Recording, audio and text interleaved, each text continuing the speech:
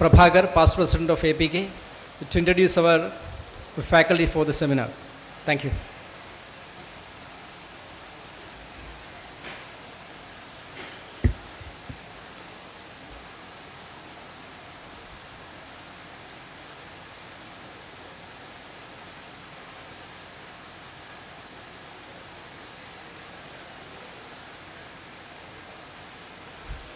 Thank you, sir. Good morning to all. So, we are in the second day of the seminar. So, yesterday we had excellent speakers and we all were able to gain a lot of knowledge. Now, the theme for today's is climate change mitigation and climate resilient agriculture. So, all of you know that, especially in Kerala from 2018, you know, the climate from the floods of 2018, August 2018, the weather is going haywire and we're having floods and then we're having, frosts and then heat and droughts. So we thought that we'll dedicate an entire day to see what are the ways to, how we can mitigate this. And also, along with this, we have a income augmentation. You know, we have a topic on silviculture. So which will also, planting more trees will also help the ecology and will also allow plantations to augment their income while saving money for the exchequer through reduced imports. So I don't want to take too much of time.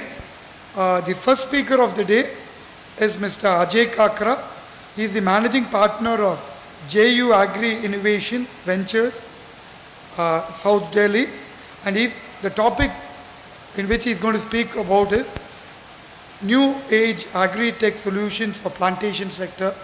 So some of the startups in which he has been involved with, they have put up stalls here today, drones and soil testing and all that.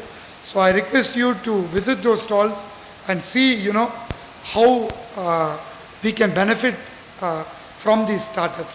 So a brief introduction about Mr. Ajay Kakra. As a managing partner, he is responsible for strategic and equity investments in early stage agri-tech startups in India and abroad. He is investing in innovative and technology-backed startups, operational key thematic areas of climate change, supply chain, precision agriculture, deep tech, fintech, blockchain and others. Apart from investing into startups, he is also mentoring the business leaders in ground validation of their business ideas. He has a strong mix of experience of operational and strategic management consultancy with domain expertise in food and agribusiness sector. Mr. Ajay has previous experience of working in various countries, Bangladesh, Nepal, and also in sub-Saharan Africa, Ethiopia, Ghana, Tanzania. You know, the list is long, you know, so I don't want to specify each particular country. So on behalf of the industries department, I wish to thank Mr. Ajay Kakra for coming all the way, and we look forward to hearing from you and also to work with you for the betterment of Kerala plantations. Thank you, sir. So on behalf of the organizers, I request a bouquet will be given to Mr. Ajay Kakra as a small token of appreciation. Thank you.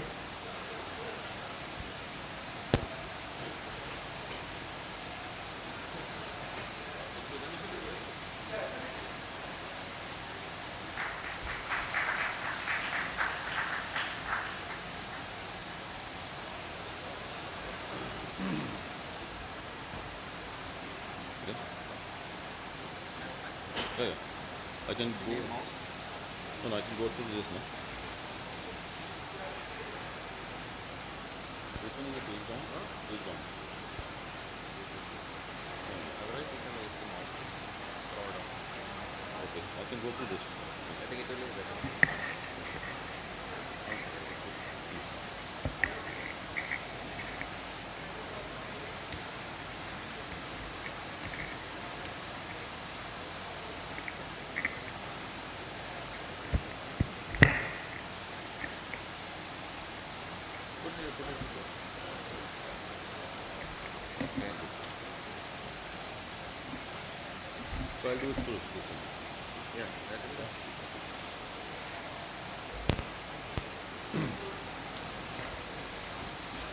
Good morning, all.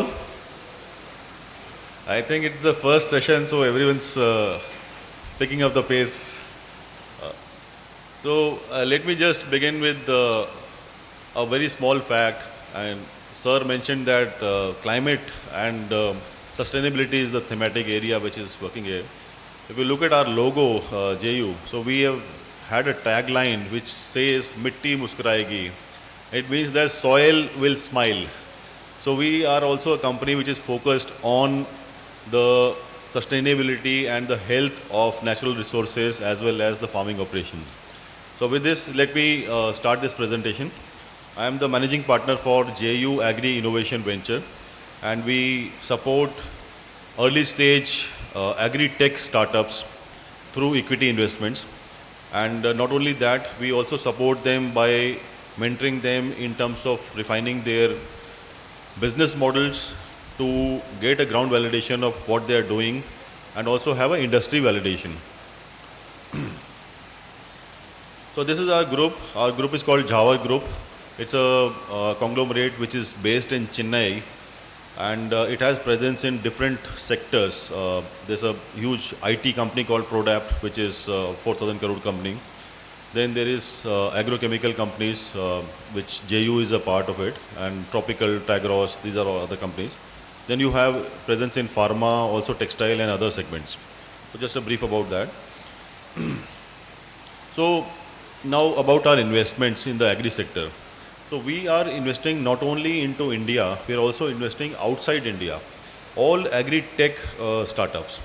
Now there are different companies on the left-hand side. You see, this is the portfolio: Leaf, Full Harvest, Agromex. These are some of the investments that we have done in the US. So these are companies which are state-of-the-art technologies. Like Leaf is basically a software API which unifies data. You know, data is a very important thing that we are not sure where the data is coming from. There is a huge amount of data, but reliable data is not there. So this company actually integrates all the data from different sources. Like in India, we have, say, Ministry of Agriculture is the one source. Then you have different other private sources. Then you have meteorological department. So all that data needs to be integrated. So this company does that kind of work.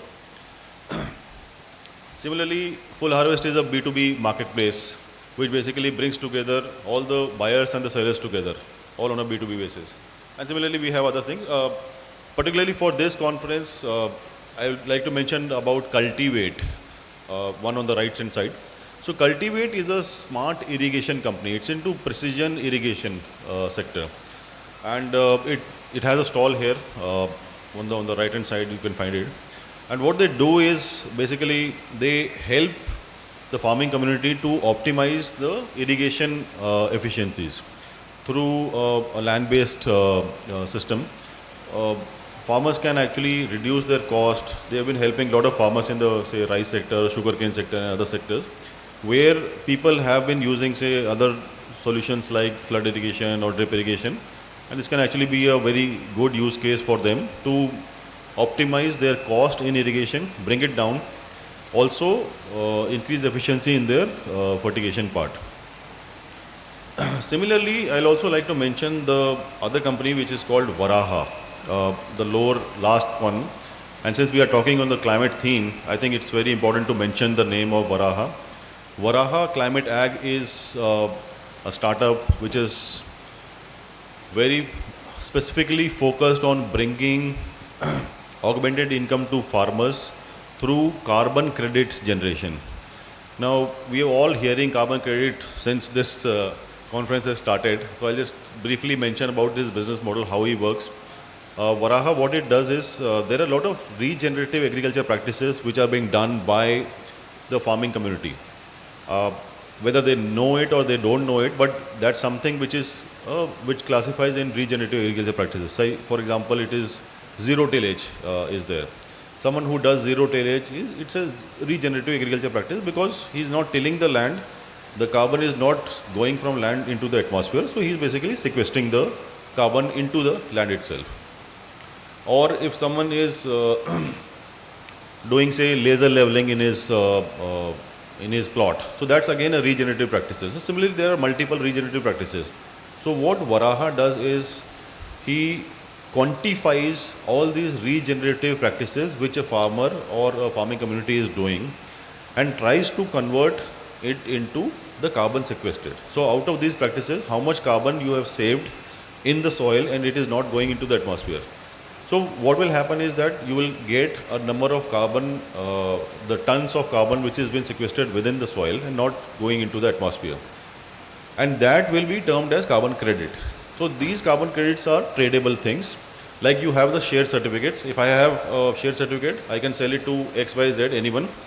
And these are like tradable instruments. So Varaha helps farmers to quantify the carbon which is there, and he also is registered with an international agency called VERA.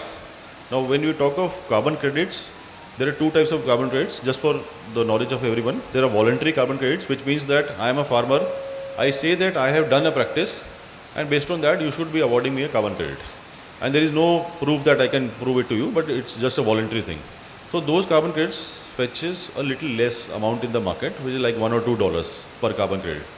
But if it is audited by a certifying agency, and in this case the certifying agency is called VERA.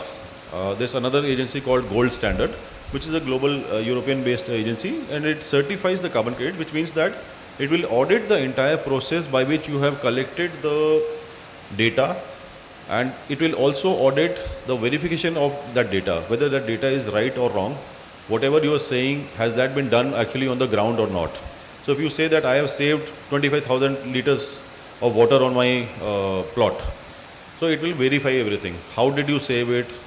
What all intervention did you do it? What are the proofs for that? So after that it certifies that yes, this carbon credit is certified. It is audited, certified carbon credit.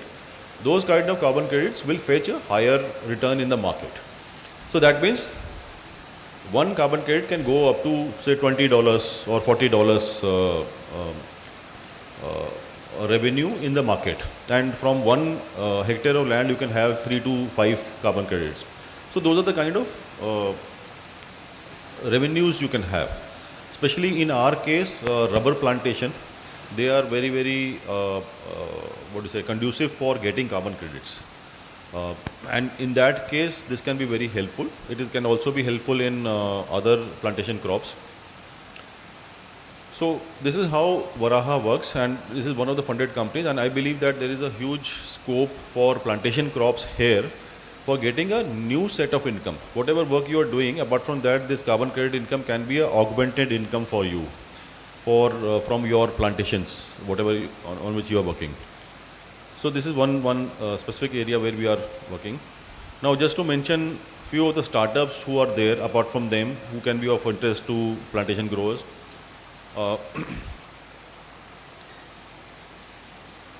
So we have, when you do a large scale plantation, soil testing is also very important area.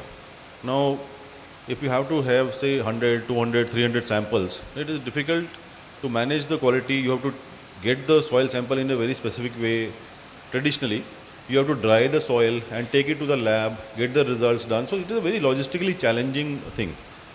Now, is there any way by which we can work it out and this process can be simplified? So we have a startup here. It's called AgroNext. What it does, it basically helps you determine the soil NPK content and the organic content within 90 seconds.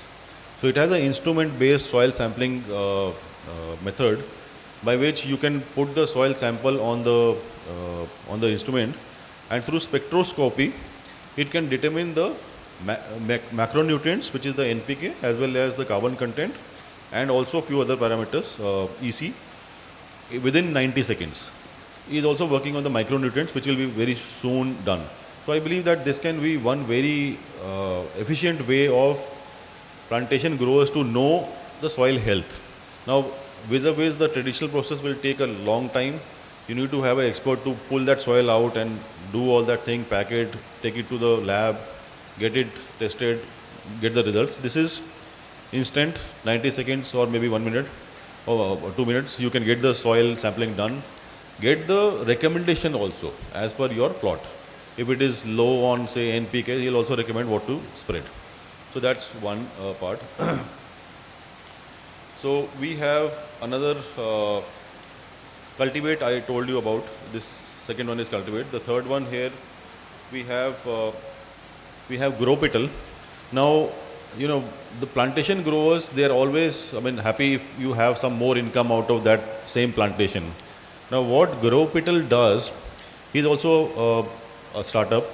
So they have a very unique model. What he does is he helps you get additional income from agricultural activities on your plantations. So, for example, you have a rubber plantation. Now, in rubber plantation, you have the intercropping done. It's a 10 by 10.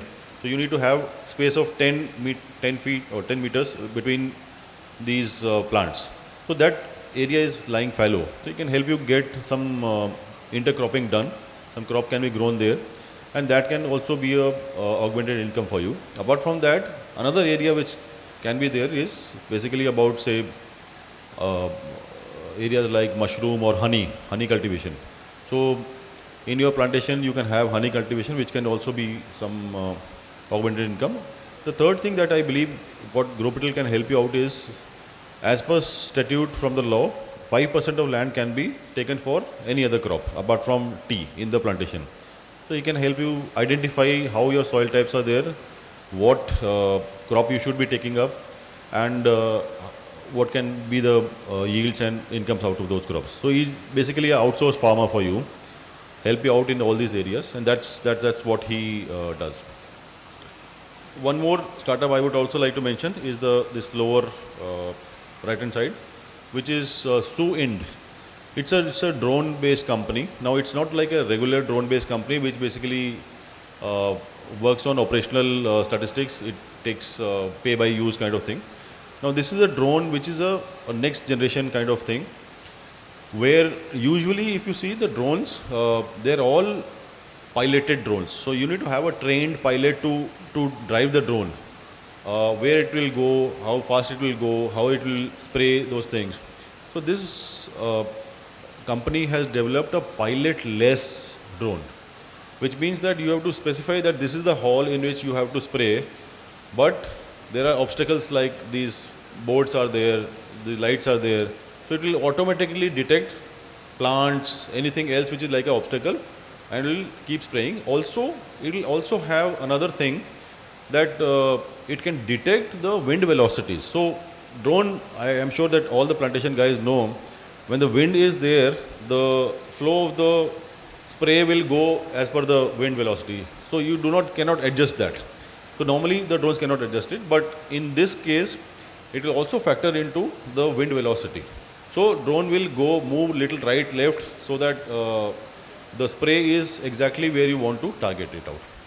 So this company is again a very high-tech company which will help you out in optimizing your spray efficiency.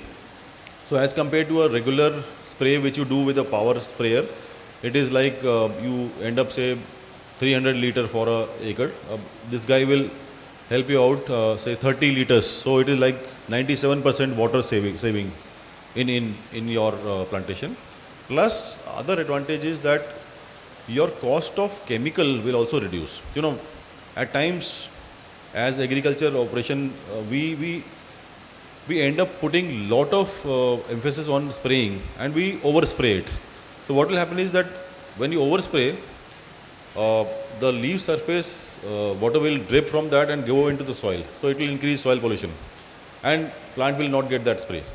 So this guy will also help you in optimizing the spray chemical cost. So you save around 50% in your chemical cost also. So very efficient solution. I believe that it can be helpful for the plantation crops. So what is this one?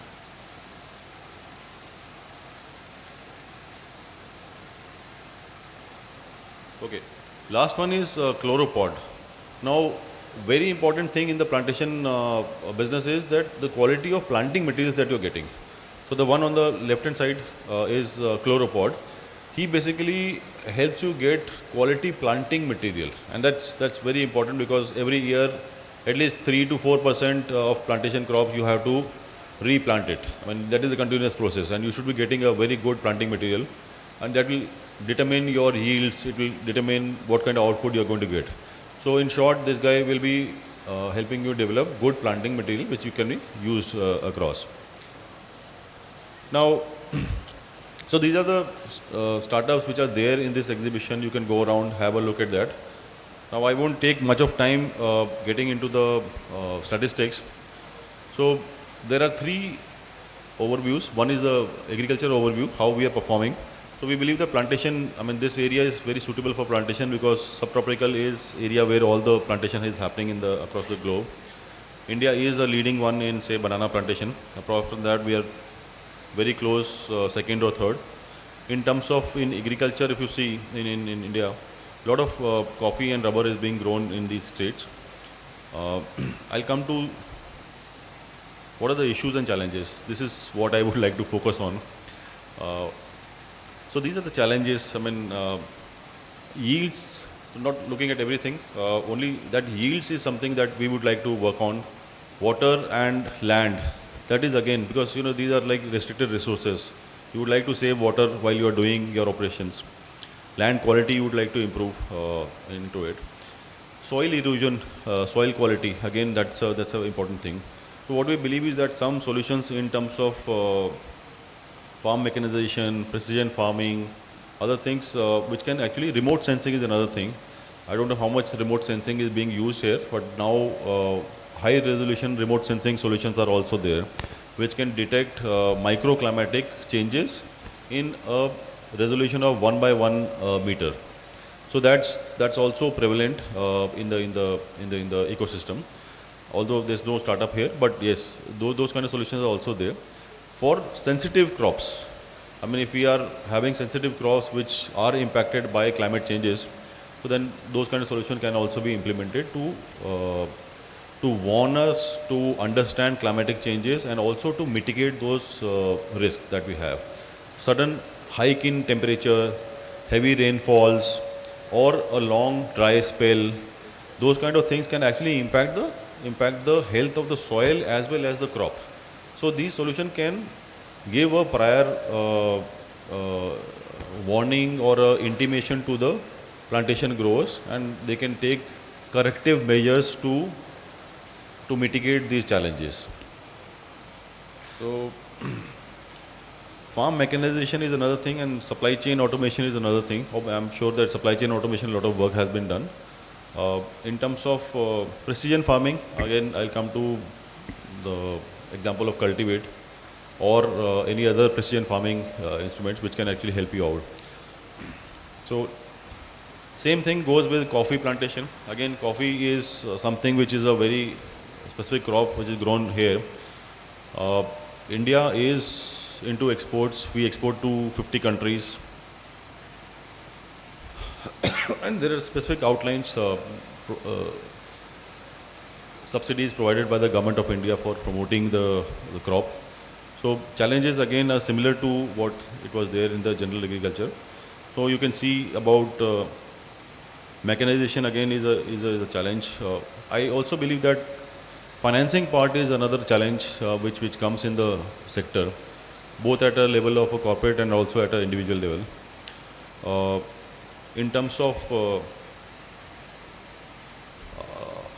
seasonality, in terms of rains, floods and other things, so those are issues which you keep facing when you're looking at the coffee plantation also. Again, the solutions that are coming out is in terms of agronomic advisory. So you need to have a very strong advisory, what to spray, when to spray, what kind of soil nutrient you should be putting into it so that your soil health is okay. In terms of financing, again, there can be financing solutions which can be brought out, which can help practitioners to get easy finance in terms of either collateral based or non-collateral based financing.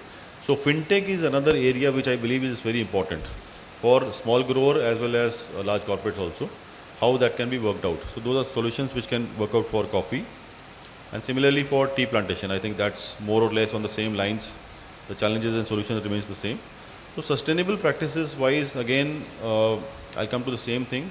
All these things, maybe it is precision farming or it is remote sensing or it is mechanization or maybe advisory, it can actually lead to a sustainable farming solution to the plantation growers. So with this, I'll give two possible solutions. So you already heard me. These solution can be something which you can look at. Maybe it is a AgroNext, which is giving you a soil-based solution for having a instant portable soil testing device on the ground, which can give you instant results for soil testing, and you can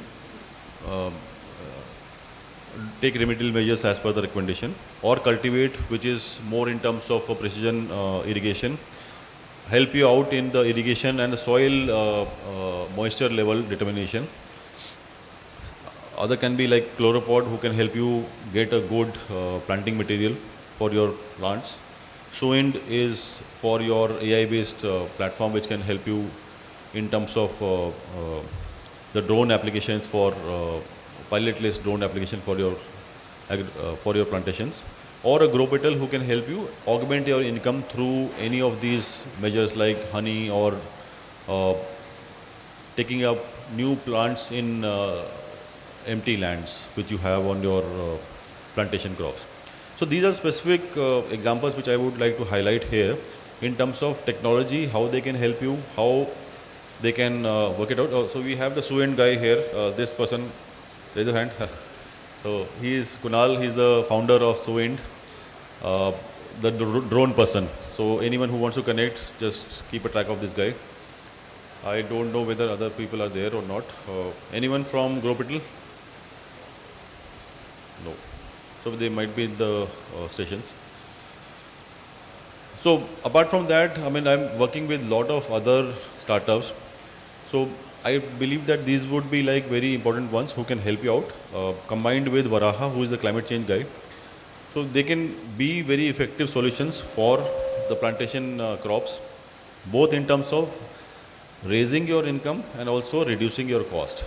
So that's where we believe that a composite solution can work out for the plantation growers, where you work both ways, raise your income through initiatives like carbon credits or a grow petal solution or honey cultivation, and you reduce your crop through effective soil testing or drone spraying or any other thing which can be worked out. So what we are trying to do, we are trying to work out, calculate these benefits. Maybe next week as a follow-up, I discussed with sir that how we can actually quantify this and come to a area where we have an understanding that yes, this is the benefit that we can get from reducing the cost or for increasing the income. And then it can actually be implemented to a lot of other plantation growers, people who are there in the plantation industry. Apart from this, there are multiple other solutions which work on mechanization, which work on climate change impact, which also work on other biotic and abiotic factors, which we already have. I've been through, say, some 3,000 startups and also agro companies. So the more I learn about challenges of plantation growers, the more I can provide a customized solution to them. So I would like to end here by saying that yes, there are solutions to your challenges, and there are solutions in which you will just get the income also.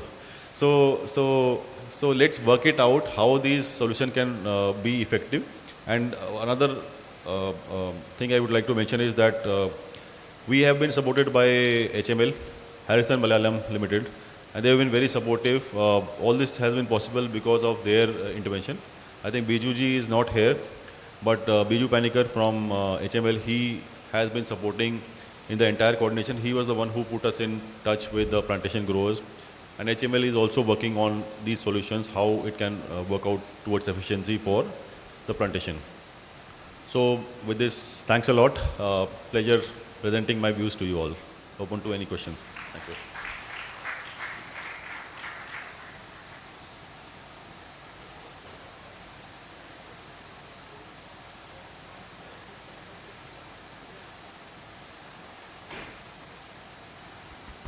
So the question answer session will be at the end of this morning session when the other speakers complete. So we go on to the next speaker. So the topic for the next, so The next speaker will be Dr. P. Subramanian. He is Professor and Head, Department of Renewable Energy, Engineering, Agricultural Engineering, College and Research Institute, Tamil Nadu Agriculture University, TNAU, Trichy. And he is going to speak on use of biomass as source of energy in plantations and plantation crop waste conversion to biomass. So this is one topic which actually our technical committee found that it will be very useful for us for the present and for the future. So I'll just give you a brief introduction about Doctor. He actually completed his education he did his BE, ME at TNAU Coimbatore, and also completed his doctorate at TNAU Coimbatore campus. And he's having more than 25 years experience in teaching, research and extension for more than 25 years. And he served as member of board of studies of TNAU, Gandhigram Rural Institute, Tamil Nadu Dr. J. Jayalalitha Fishery University. So he was mentioning is that his department does a lot of work with ICAR, Indian Council of Agriculture Research, and MNRE, Ministry for New and Renewable Energy. So they have done collaboration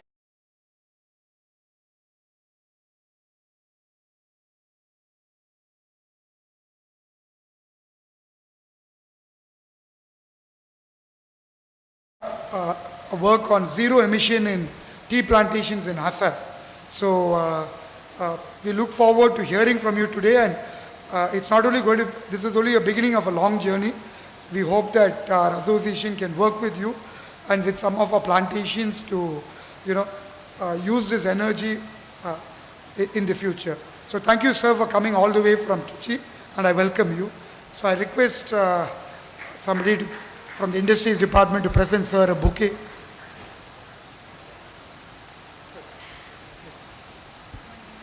Thank you.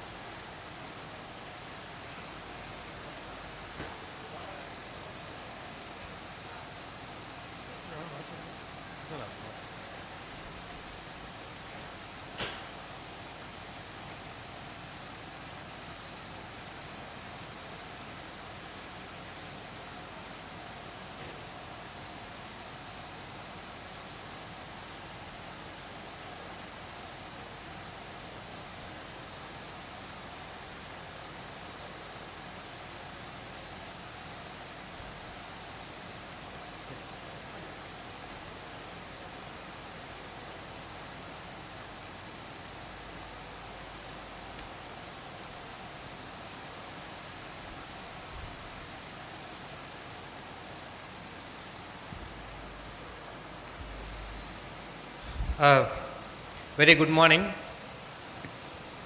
It's immense pleasure to be here, and I start with the gratitude to the organizers, Association of Plantation, and also the Department of Industry of Government of Kerala for giving me the opportunity.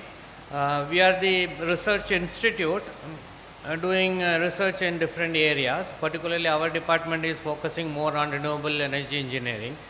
Start with solar, wind energy, and mainly as we are agricultural university, we focus more on the biomass. Hopefully such type of the seminars will be useful for us to disseminate our technology, whatever has been already invented in our laboratory. It will reach to the the stakeholders, end users. So we are eagerly waiting for such opportunities. So we have to say thank you to the organizers for giving us the opportunity. And specifically this particular seminar, I am very much happy because the real beneficiaries, all the plantation members are there, association members are there. So directly it will be going to them. So I selectively took some of the technologies which are very much related to the plantation industry. So most probably I will go about 30 minutes of my presentation. After that, as already said, we can have all the question sessions later. This total presentation covers about what are the different plantation biomass. I am thankful to my previous speaker, MD of JU, because he started with some of the mentioning about the carbon emission reduction through the zero tillage, means we are not losing carbon. So I will be dealing more of the technologies which will be giving back the carbon to the soil through their own plantation crops. So that will be helpful to the plantation members. And again, another mentioning about carbon emission reduction. Obviously, we can have several technologies which can be giving up different biofuels from the plantation waste. So again, hopefully that will compensate the conventional fuels. Hopefully that is your carbon emission reduction calculations and all. I don't know whether the CDM is still in vogue. If it is the case, however, the carbon trading is there. So this will be helpful in calculating such type of the carbon emission reduction. So what are the different conversion processes through which the plantation waste or the plantation byproducts will be converted into useful products? Then among the conversion processes, we have thermochemical conversion process, another one is the biochemical conversion process. These are the common for any biomass. We can specifically use some of the technologies for plantation crops. And finally, what are the potential value addition or the value added products which can be obtained from the plantation waste? The energy consumption, usually as we are the teachers or the researchers, we used to start with some of the introduction. So here also I want to start, why do we more concentrated towards such type of renewable energy sources or biomass based energy sources? Obviously, energy consumption is increasing in all the cases. We know earlier in the seminars and all, we don't have any, so open seminars, we don't have any air conditioning, but we do have air conditioning. We need to spend a lot of energy. So we have more comfort in our lifestyle. Our standard of living is also increased, so we spend more of energy. We need to generate more of energy. Where does it come? Do we have more of coal? No. Do we have more of petrol? No. Those are all the limited sources. So we need to search for related or relevant products that will give more of energy. That's why another advantage is biomass. So here this scenario which shows the consumption pattern of energy in the world. Here you can see now around 2050 we will be crossing United States consumption. So though they were the standard of living is good and they are consuming more of energy now, at 2050 our standard of living will also be increased. Obviously our population, we are about nearing the number 1 in the world. So our consumption is increasing. So we need to search for some other sources to supply energy for our day-to-day energy consumption. So why do we go more of biomass? Obviously then again agricultural, we are India is an agricultural country. We have around 140 crore of population. We have sustainable agriculture, means now we could generate food for all the 140 crore mouth. We are not depending on any other country. We are not getting any food from any other country. No wheat is from other country. Instead we are giving food to other countries. So we are self-sustained. Still we have more of hunger. Why? Because of we are not properly utilizing our production of agricultural commodities. That is the only source. So we are more concentrating more towards post-harvest technology, and it is timeliness operation already mentioned by the previous speaker, like farm mechanization to meet out the problem of reduction of agricultural labors and all. Coming back to this, so as we are all agricultural country and we are feeding food, we are giving food for 140 crore of mouths. In Kerala as well as in Tamil Nadu also, rice is a staple food. To produce, for example, for today's lunch, we need this for 100 grams of rice. Does a plant give only the rice? No. More than the rice, it gives the rice outer bran, it gives rice husk, it gives more of rice straw. This is one of the examples. Similarly, for any of our food, it gives more of the byproducts. Similarly, in tea plantation also, the tea is only the butts, but that only the butt of the leaves. All other things are the biomass. So we have so many other sources of biomass. Usually we used to call that as a waste, but it's not a waste, it's a byproduct. So we are so many options to convert these byproducts into energy or any other value added products. That will be covered in this my presentation. So this biomass, not only all these things.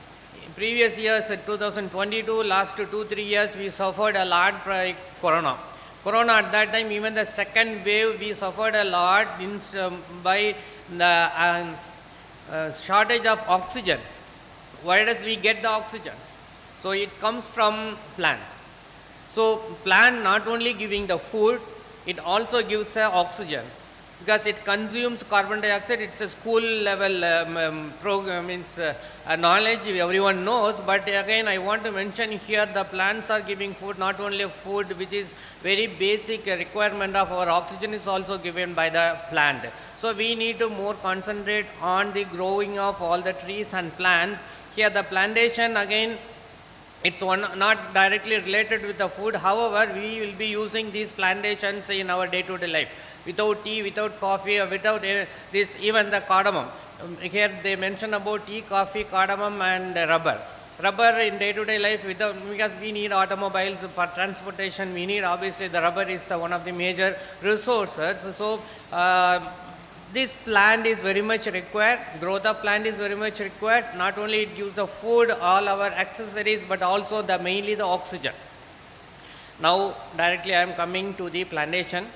The first one is the tea industry waste generation. As already mentioned during my introduction, now we are working with the Department of Biotechnology. Under the funding of Department of Biotechnology, they have research program mainly focused towards northeast area for tea industry. We have 8 or 9 components. One of the components of the program is to have zero emission from the tea industry. So in the tea industry, not only the crop cultivation but also processing also there. So whatever the emission released during the production as well as the processing, that has to be eliminated. So we are working on that. Then we identified what are the different sources of industry tea plantation waste. Now this is not only my presentation, I am expecting more information from you people, because you have more knowledge than the ourselves on. We do research on the biomass, but you have the source of biomass. You people are generating biomass, so we will work together. You give the biomass, we will give the technology. Together we will work for the betterment of our country. So here, whatever the literature shows, then we covered that information. I will be giving that. So total tea production is 13.9 lakh tons and the cultivated area 6.37 lakh.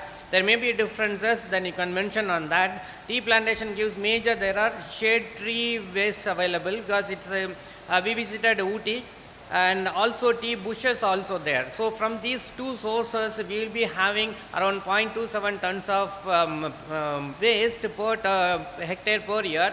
And again from the tea leaves and also the tea bush waste, the quantity is around 17 tons, and it is from the tea processing waste around 44 kg of material per hectare per year.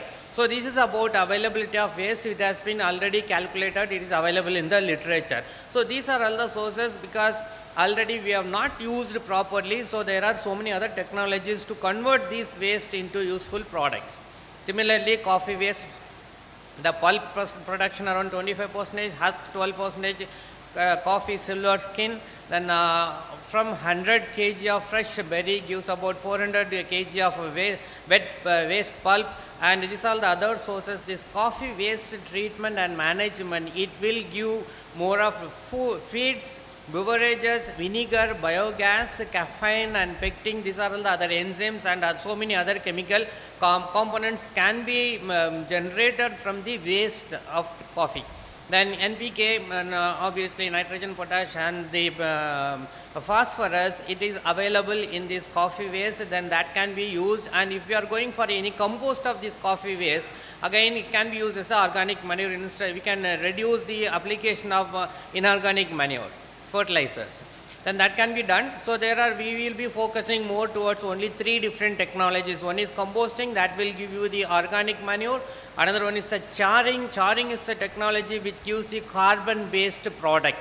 The third one is the co-composting. So you can have some other material which can be used to compost the coffee waste that will enhance the rate of composting. So these are the 3 different technologies can be used now to convert all the waste into different products. So it's again from the literature, coffee waste or different coffee waste available, method of utilization, and you can see enormous possibility of production of very value added products. I mentioned few natural biosorbents, decolorization, building materials, and in terms of fuel, bioethanol can be produced. Now our government is focusing more towards the production of biodiesel and bioethanol, and particularly bioethanol has major role in replacing gasoline, or at least minimum of blending of bioethanol with the gasoline. I list out the biofuel policy of our country. So in tune with the biofuel policy, there are plenty of opportunity to generate biodiesel and bioethanol from this plantation waste. Then like enzymes, these are very value added products. The cost is very high. So we have the technology, we can work on that. So any biomass which has, then based on the characterization of the biomass, we can identify what are the products available in the waste. Then we can identify the technology, because technologies are already available. We need to match the technology with the product, and then we need to produce the actual value added products. Then coffee byproduct or the waste product, enzymes, and bioenergy inclusive pyrolysis is one of the technology I will be explaining. Gasification is another technology.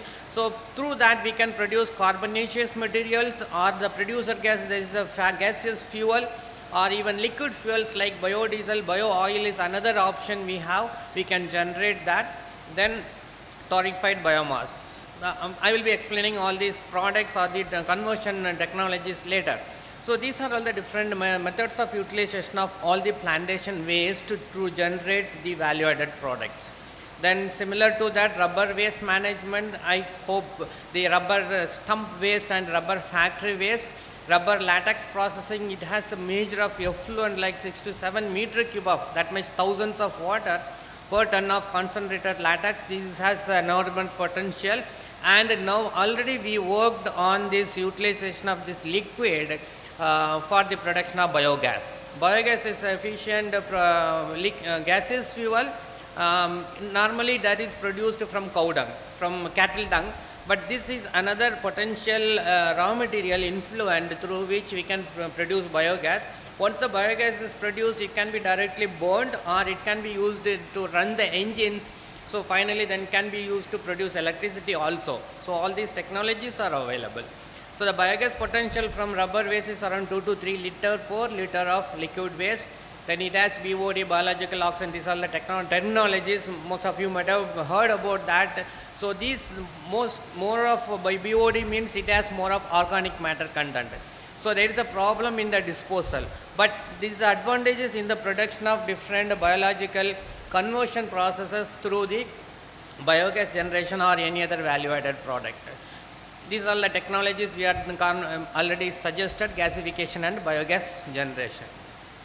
Already I mentioned about the national policy. What do we concentrate more? If you could produce bioethanol, then blending, our government is aiming for blending of 20% of ethanol. Every liter will be having around 200 ml of ethanol, of gasoline with ethanol. So currently we have only 2%. So another 18%. Now you can assume the quantity of ethanol requirement by our policy.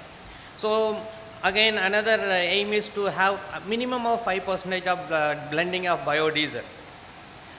Then again, subsidized power and water supply. These are all in the biofuels. How far our government is aiming to help the industries or the related people, so that you will have more advantage or more support from the government. You can work more towards this technology. Finally, we will be coming out with the biodiesel or any of the fuels or any of the chemicals, value added chemicals. Don't panic, I am not explaining about all these things. These many technologies are available. These many technologies are available to convert any biomass into any value added products. So you can pick out any of these technologies which are all suitable to you. So I will be explaining only very few.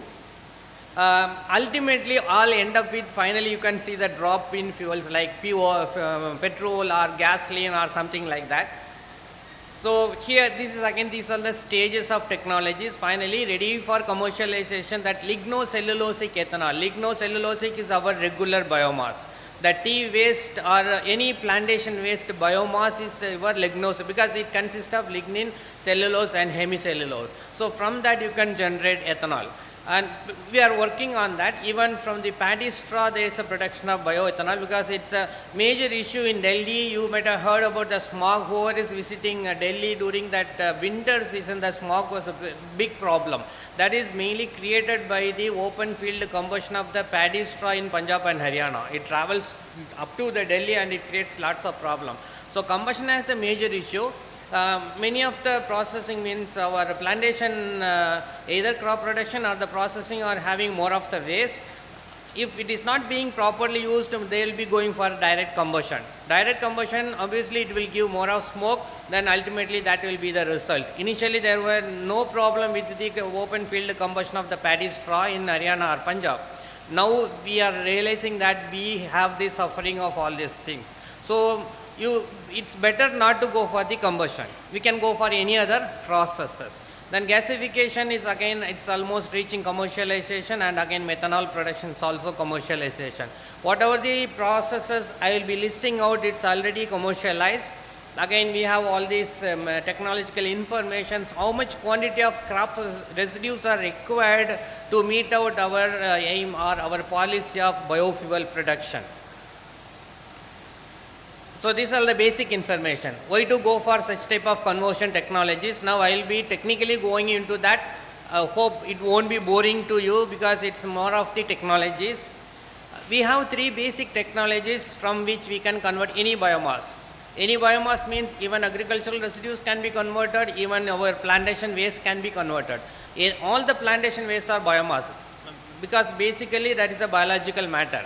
So any biomaterials which are available from plantation, on all your tea, coffee or rubber or cardamom, which is available, it has a different ingredients, so we can use different technologies for the production of fuel or any other value added products.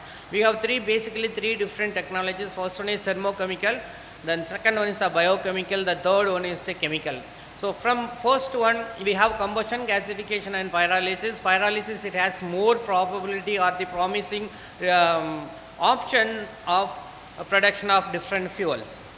Then biochemical, biogas and bioethanol are coming under this biochemical conversion, and finally the chemical, that's again the biodiesel. So we have three options already I said in the thermochemical. Combustion, so before that we need to characterize the biomass. So which biomass is suitable? In tea industry already we listed out 3 or 4 ways. So can we go for, because the tea processing industry, it's not better not to go for any of the pyrolysis, because the density will be lesser.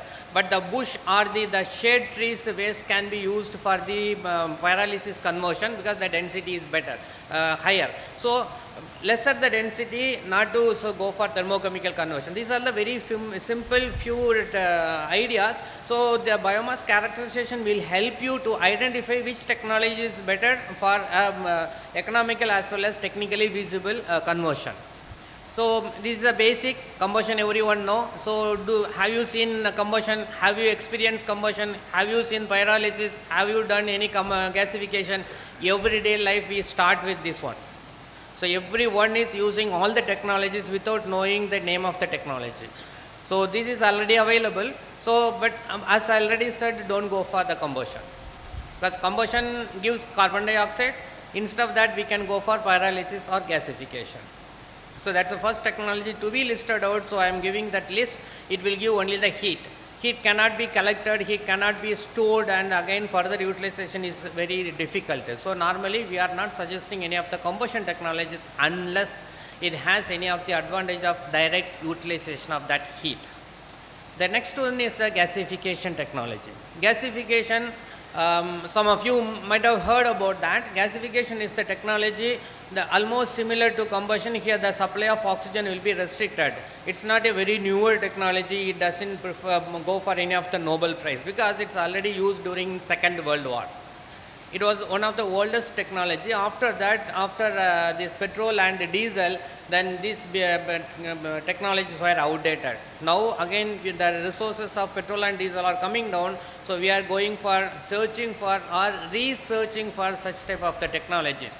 So this gasification is limited supply of oxygen, then instead of direct combustion or direct heat generation, it gives you a gaseous fuel called syngas, or colloquially we are calling it producer gas. So this can be directly combusted like our LPG. This can be directly used as a fuel in engines. So if you can run an engine with this fuel, it can give either mechanical energy or it can be used for the production of electricity. By running any generator, it can be used for the electricity. Once electricity is generated, it can be stored in batteries or directly it can be used. That's the advantage of this particular technology. So this is one of the gasifiers we already developed. This is just for your example from our TNAU. It has been developed and it is used for thermal application. The same gas can be used for engine application. The third one is pyrolysis. Earlier it was not done much, but now we are aiming for more of such type of different technologies under pyrolysis.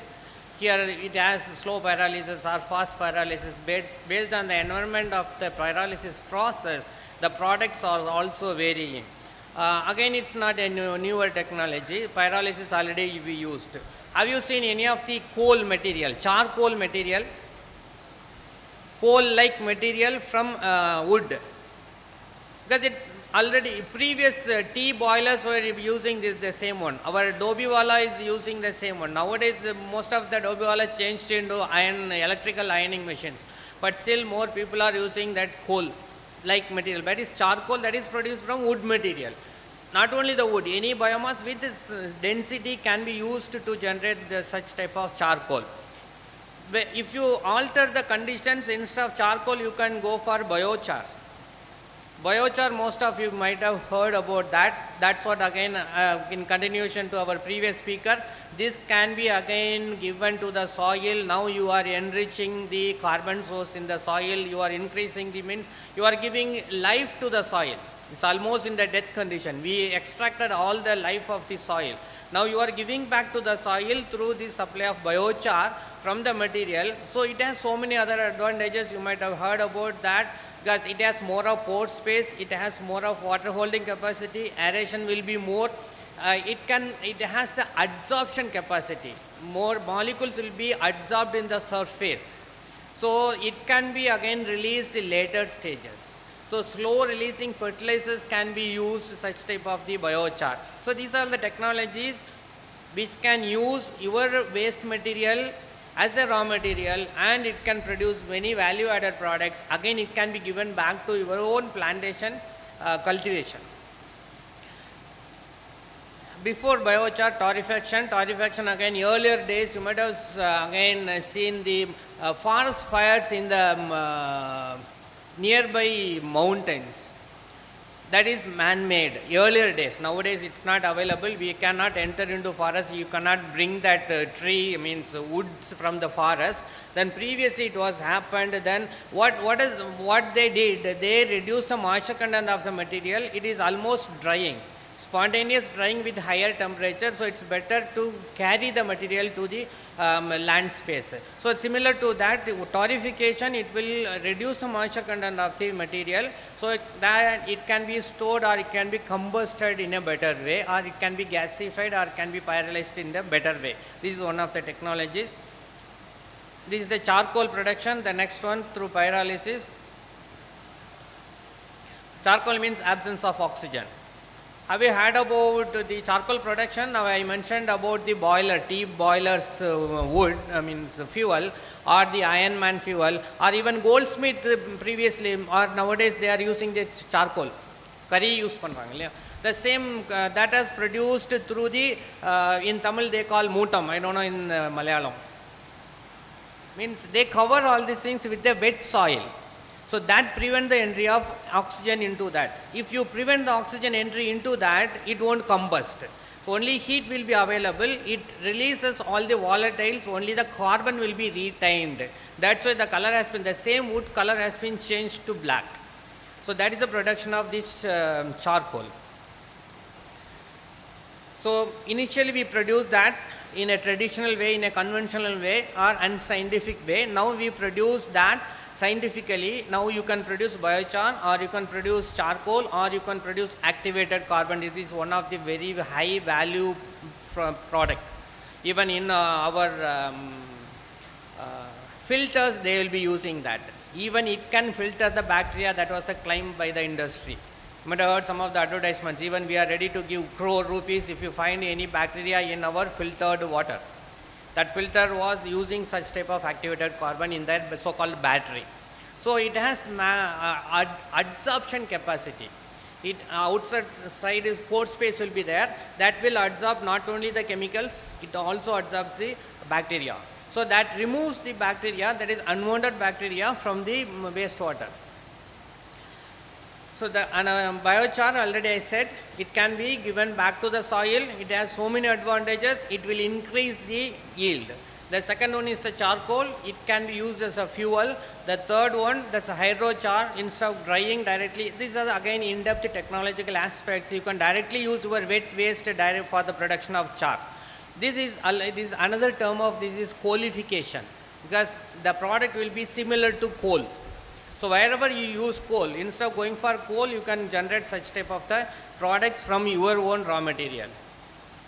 So these are all the different applications directly to explain. The soil fuel, solid fuel, this biochar, or soil remediation, you can apply back to the soil. Then catalyst support, it has specific applications in industry also. Then adsorb, and even wastewater treatment, people are using such products. Wastewater, whichever is having heavy metals, it will adsorb the heavy metals. So the wastewater will be free from heavy metals. Simply you can use such type of the products. Then it is a very good electrode material. Carbon will be increased, so it can be used as a electrode material in batteries and even in supercapacitors. Even we generated biopolymers from such type of the waste. These are the, again, how do you generate that? This is one of the biochar production system we already developed. You can generate such type of biochar with higher carbon content, because normally it will be around 35 to 40% of carbon content. When it is increased, when it goes through such type of synthesis, the carbon content will be increased to 60%, 70%, even up to 80%. So activated carbon means further the carbon will be increased. So the value will be increased with the increase of carbon. So that can be done by these technologies. Hydrochar, we have a specific such type of reactors, so directly the waste can be dumped, because drying is more tedious process, energy consuming process. Directly the material can be dumped as waste. You cut the material, directly dump, and finally you will get a very good product equivalent to coal. Again, as I explained about heavy metal adsorption, so copper, zinc, chromium, mercury, these things. Again, even in some cases, the phosphorus, nitrogen, that can be adsorbed. Again, it can be removed back. It can be given back to the soil. So these are all the helpfulness of this adsorption by such type of hydrochar or the activated carbon or biochar. These are all things about solid production. Next one is a liquid. Liquid means bio oil. Again, when you combust, if it is a wet material, if it's a wet wood, you might have seen a liquid which is oozing out from the that wood. Similar to that, we can generate that liquid, that is called bio oil. It is otherwise called as bio crude. So from biological material, we can generate crude oil, which is similar to our petro crude, which has the characteristics similar to our petro crude. So now the technology is developed, we can generate bio oil from any material, from any biological material. Now we can harness so many other value added chemicals and fuels from that, like our refinery. So petro crude, through refinery we have petrol, diesel, jet fuels, everything. Similarly, from bio crude, if you go for any of the downstream processing, you can generate so many chemicals and fuels. Again, we are doing work on that also. These are all the thermochemical conversion. So I will finish within 5 minutes. So next level is biochemical. The first one chemical, everyone knows about the biogas production. So from cattle dung we produce biogas. Similarly, any material can be used. If it is a wet material, it's better to get the biogas. One of the promising options are coffee waste, means that wash water, and another because the quantity is more. You cannot go for drying. Another one is rubber waste. Rubber waste, already we worked on that. More people nearby Kanyakumari, even Tirunelveli, side by side, whoever is having smaller rubber plantation in their house or nearby their farm, they are using such type of technology to generate biogas. Already it is in operation nearby Kanyakumari district. Then application, we know it can be directly used like our LPG stoves can be used, or it can be used for lighting, or it can be used to run the engine. Similar to our previous syngas production, biogas can be directly used to run the engines. Once it is running the engine, then it can produce electricity through generators. The another option, bioethanol, it's better because we have the policy to blend the bioethanol with gasoline. That's government policy. So whatever may be the production of bioethanol, directly it can be used. So feedstock are different. Sugar now we are producing from molasses, even from starch, even from cellulosic. Our aim is here to have more of cellulosic material, because all the plantation wastes are cellulosic material. So technology everyone knows, it's a fermentation with the yeast. Finally you will get ethanol. The last technology is biodiesel, that is a transesterification. I don't know much about that. If there is a possibility of production of any of the oil from any of the plantation, I don't know much. So that oil, if it is a waste oil, that can be converted into biodiesel. I don't have much idea on that. If there is possibility of oil, production of oil from plantation. If there is any source, means I don't know if any rubber fruit or rubber product is there, then from that we can assess the production of oil. If there is a source, then we can go for biodiesel production. This is basically from Jatropha. Then we have comparison of greenhouse gas emission. Because gasoline, it generates around 210 to 220. That is basically the topic of this particular seminar. We are reducing the greenhouse gas emission. If it is a diesel-based, bio-based diesel, then it is around 50 to 75 maximum, or the maximum of 100 if it is a biodiesel. So we are reducing half of that, or even 25%. Obviously, whatever the material you combust, carbon dioxide will be there. Even biodiesel, if you combust, carbon dioxide will be there. But what happens is it consumed during its growth of the plant. So that is a carbon neutral, we usually say. So carbon emission is ultimately zero. As per logic, that is ultimately zero. But as per calculation, these are all the greenhouse gas emission reduction released during the usage of these bio-based fuels. The last one,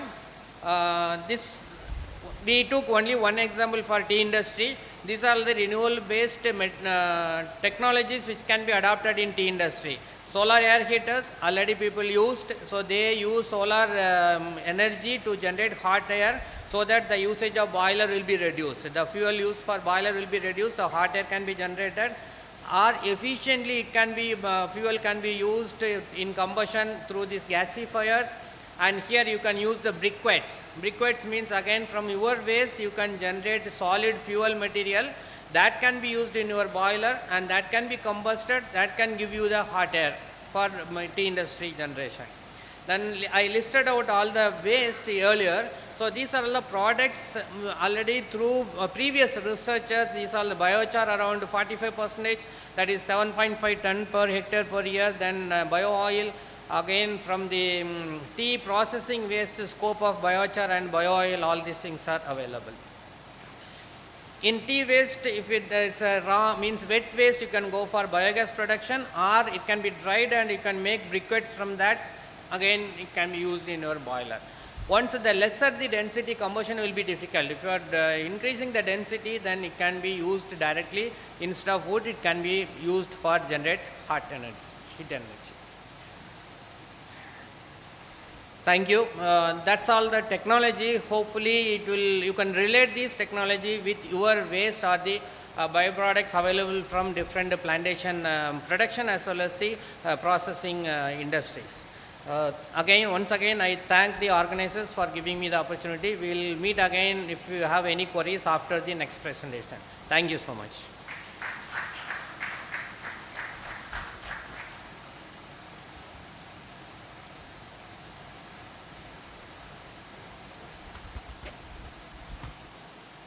Thank you, Dr. Subramaniam, for your very insightful presentation.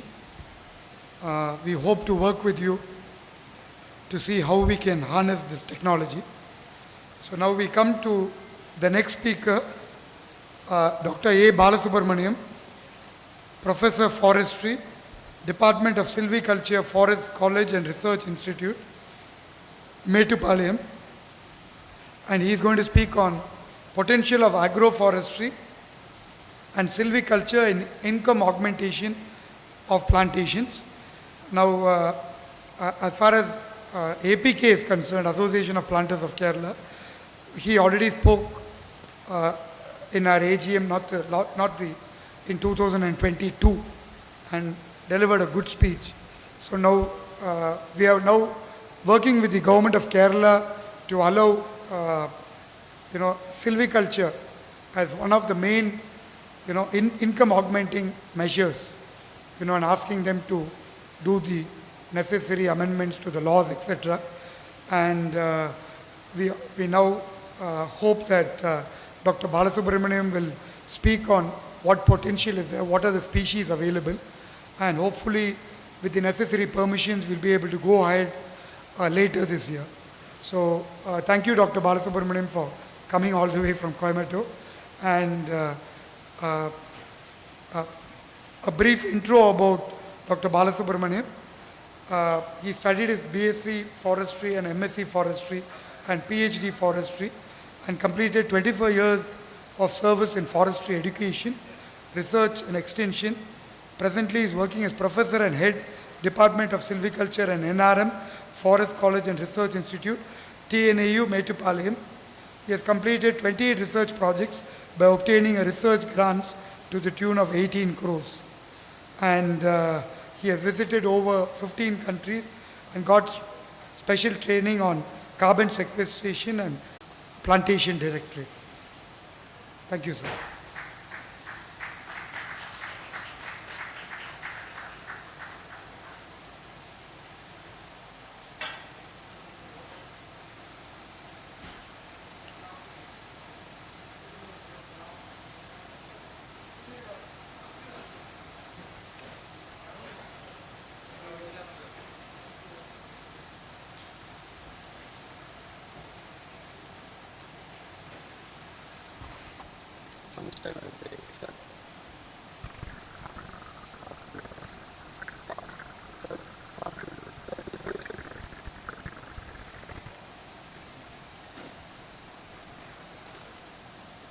Sir, he was persuading me for past 2 to 3 years, and he is trying very hard to convert a percentage of plantation area into tree cultivation, and he is also looking for any plantations which are commercially viable, because all our tea industries or cardamom industry or any plantation industries, you are all looking for is a profit oriented organizations. Do definitely whether any kind of technology is available for tree cultivation, so that we can able to bring some kind of economic benefit into the plantation sector. That is what the basic object of this session. Past 3 years I am associating with the APK, and I know the intention that any kind of good technology is available, so that we can take it for larger scale by making kind of a policy decision at Kerala. That's what the intention is. I am closely working with them. So I will throw out some of the technologies which are very remunerative, very commercially viable, at the same time it's sustainable. So what you are seeing in the background is 5 months old teak plantation. What we are doing at Forest College and Research Institute, we are coming with a very precise technology, so that any kind of tree growing will become commercially viable. We are first looking into the market sector. We are working for market sector. What is the market requirement for wood crops? Whether we can able to produce marketable demand, marketable products, so that it can reach a commercial benefit. And another important thing is now, as far as Tamil Nadu is concerned, we are having a transition in the sense there is a good amount of urbanization and good amount of agricultural land is coming for tree cultivation. And I can say even a great enthusiasm is among farmers or tree growers to go for more tree cultivation, even by the common farmers also. There are intricacies in agriculture too. So, without making much time, I will brief what are the technologies we developed, how it is economically benefited the farmers or tree growers, whether such technology can be taken into your Kerala plantation sector. That's what my presentation will be all about, and I will be discussing about some of the tree crops which are very much relevant and useful to your system, because the land use system in Tamil Nadu is different, the land use system in Kerala is different. How it can be hybridized so that you can have a better understanding and better economic return. That's what the whole idea of presentation during my, I will take 35 to 40 minutes, okay, right.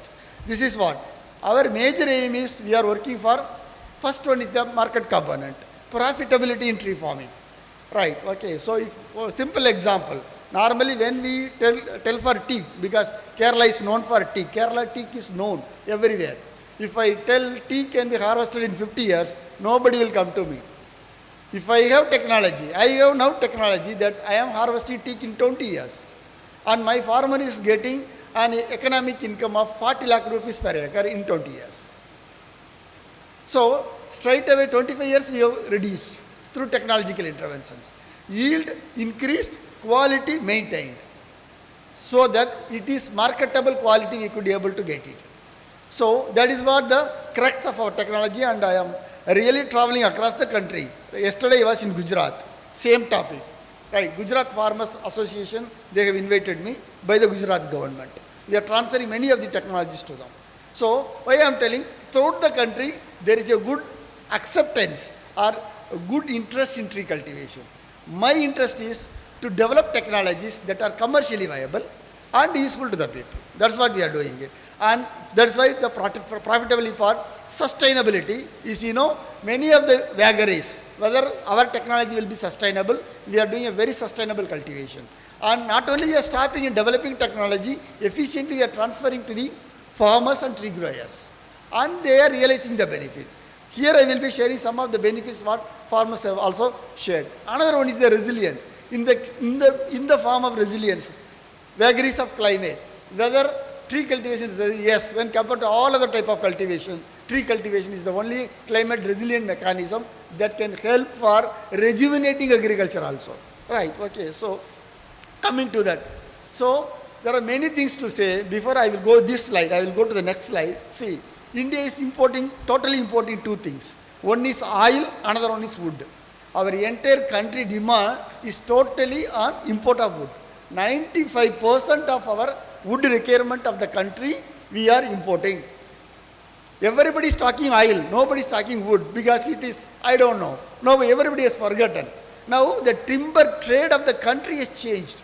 1980s, Kerala is the leading state in teak plantation. 10% increase they will do. Today, not even 1%. Kerala is one of the very biggest teak market. 20 years back, 50 years back. Now, entire wood market is being dictated in the Kutch region of Gujarat. 70% of the wood demand of the country is made from Kutch region. They are importing from other countries, distributing to the entire length and breadth of the country. Right, okay. So there are very, very quite interesting things, but I don't know, it is not coming to the eyes of anybody, either the common people or for the administrators or for the politicians, for no reasons. See, by making a Kerala brand teak, it is globally competitive teak. Another very important thing I want to share, I will share it in the last thing. So, what is our annual need? If you talk about our annual need, 600 to 800 million metric cube. More than 1,400 wood-based industries are there across country.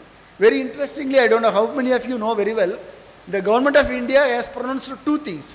One is the Forest Conservation Act in 1980 and 1988 Forest Policy. These two regulations very clearly told all wood-based needs of the country has to be met from trees outside the forest area. So necessarily we have to promote tree cultivation outside the forest area, whatever the existing forest area or the reserved forest which are meant for only conservation. To give you water, to give you oxygen, to give you all environmental benefits. But the economic term of trees has to come from trees which can be grown outside the forest area where APK plantations are the very good areas. Okay, you can just imagine, instead of growing tea, grow tea, more sustainable, indigenous, highly remunerative, very less input, sustainable, make it more convenient. That's what we are doing. This is what our export. This is what about the total array of food-based industry. Somewhere between 600 to 800 million meter cube, all you may be knowing, you are all from educated background. See, India is the 5th largest country, supposed to be the number 1 populations, and all estimates says within 2027, India is going to become a 3rd superpower in the world, bypassing France and Japan. And the largest consumer of wood. These are all the scenarios which is in the background. And the entire geographical area of the country, 348 million hectares. Almost 140 million hectares are waste and wastelands which are very much suitable for tree cultivation. Only thing what we need is a good technology and good market. That the scenario.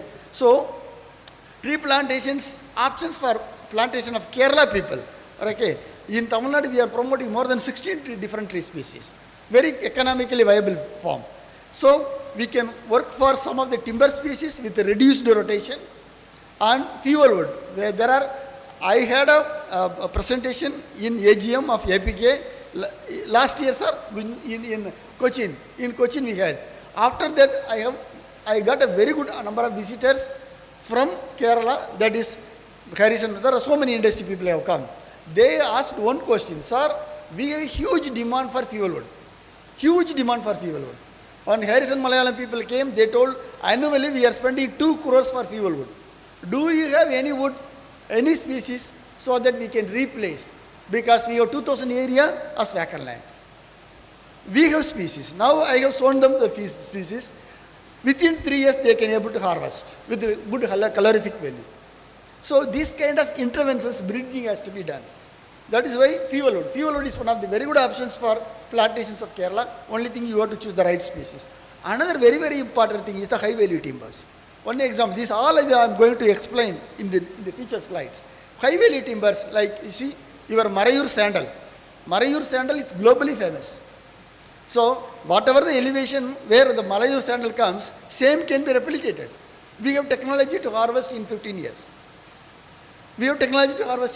So, lower elevation plantation areas can be promoted with the sandal. Similarly, if you go to higher elevation, agar wood, Kerala is known for its climate. Kerala is known for its rainfall, which cannot be done in Tamil Nadu. You can beautifully grow agar wood. I have slides for that. So, totally a kind of out-of-box thinking, integrating technology, moving forward can probably helpful for developing a very good platform in tree cultivation. Right? Okay, so how we are approaching, we are starting with a very good varieties. For 35 years of my research experience, I come out with few varieties, best high yielding varieties.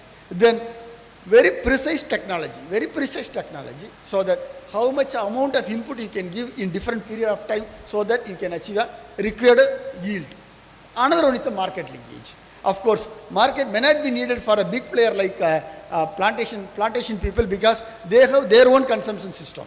Even for a small interventions to meet their own consumption system, probably that could be a very good breakthrough they can able to make. Okay, right. Okay, see, simple example I will tell. We have perfected the technology right from planting material up to harvest. I told my farmer is getting 40 lakh rupees per acre. Right, okay. So, good planting material, field preparation, genetically superior planting material. And we are collecting throughout the country, assembled it. And these material we are pushing out to the farmers. What we are doing, whatever the slides you are seeing, everything is from a research field or the technology transferred to farmers. What they have realized, we are transferring to the farmers, to the stakeholders. So, across the country we selected, see the type of productivity. we could able to achieve. Right, okay. One of the varieties from Nilambur, one of the best performing varieties. We have varieties in Chandrapur. We have varieties from Assam. We have varieties from Odisha. Right, okay.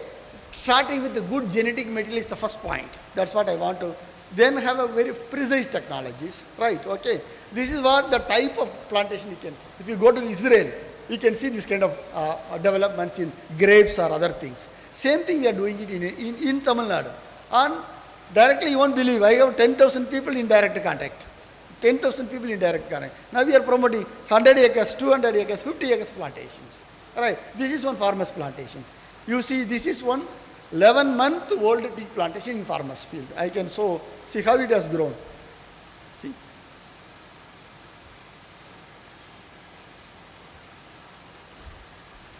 This is possible. 11 months old. Not in my research child. It is in farmer's field. It comes around 18 to 20 feet height.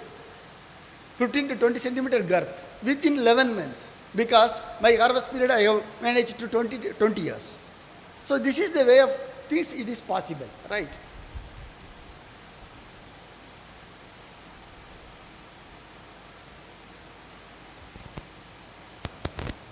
Right. This is how we are manipulating varieties and testing it. And you see, small, because I told we are working with market. We have to make a branch-free timber, not free timber.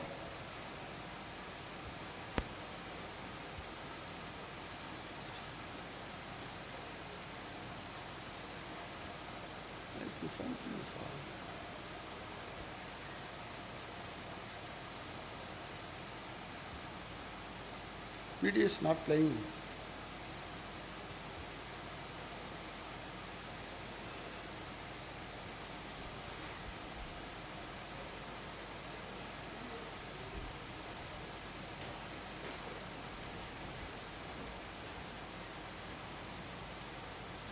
Video is open. Yeah. This video is not coming.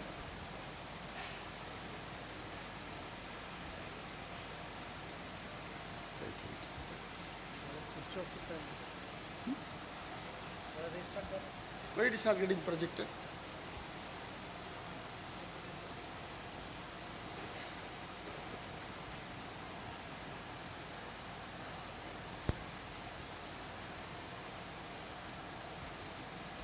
So let's close it and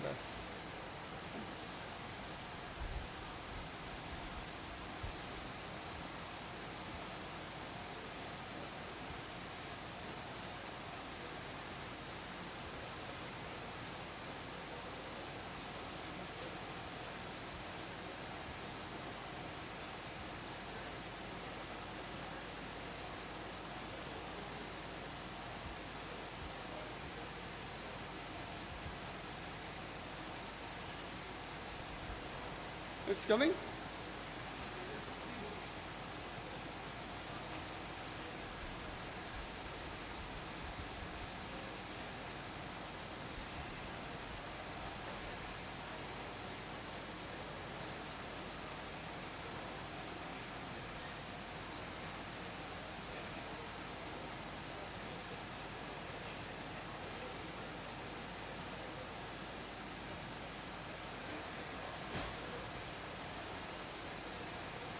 Coming.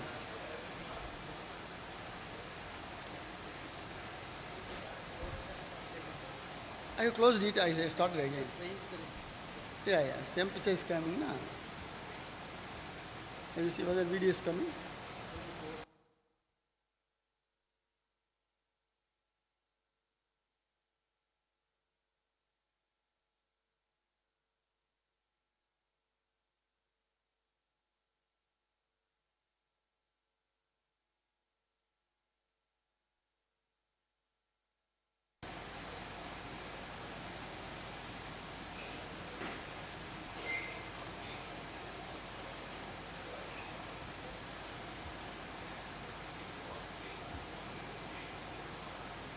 Video is not coming.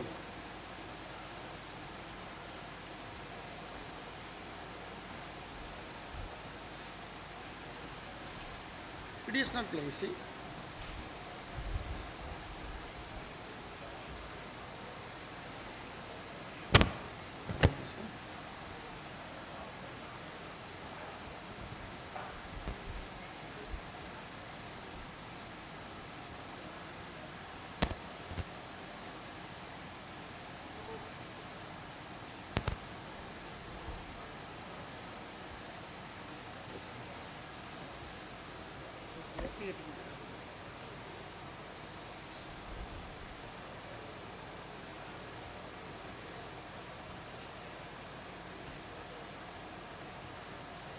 Sir, it's not a still image.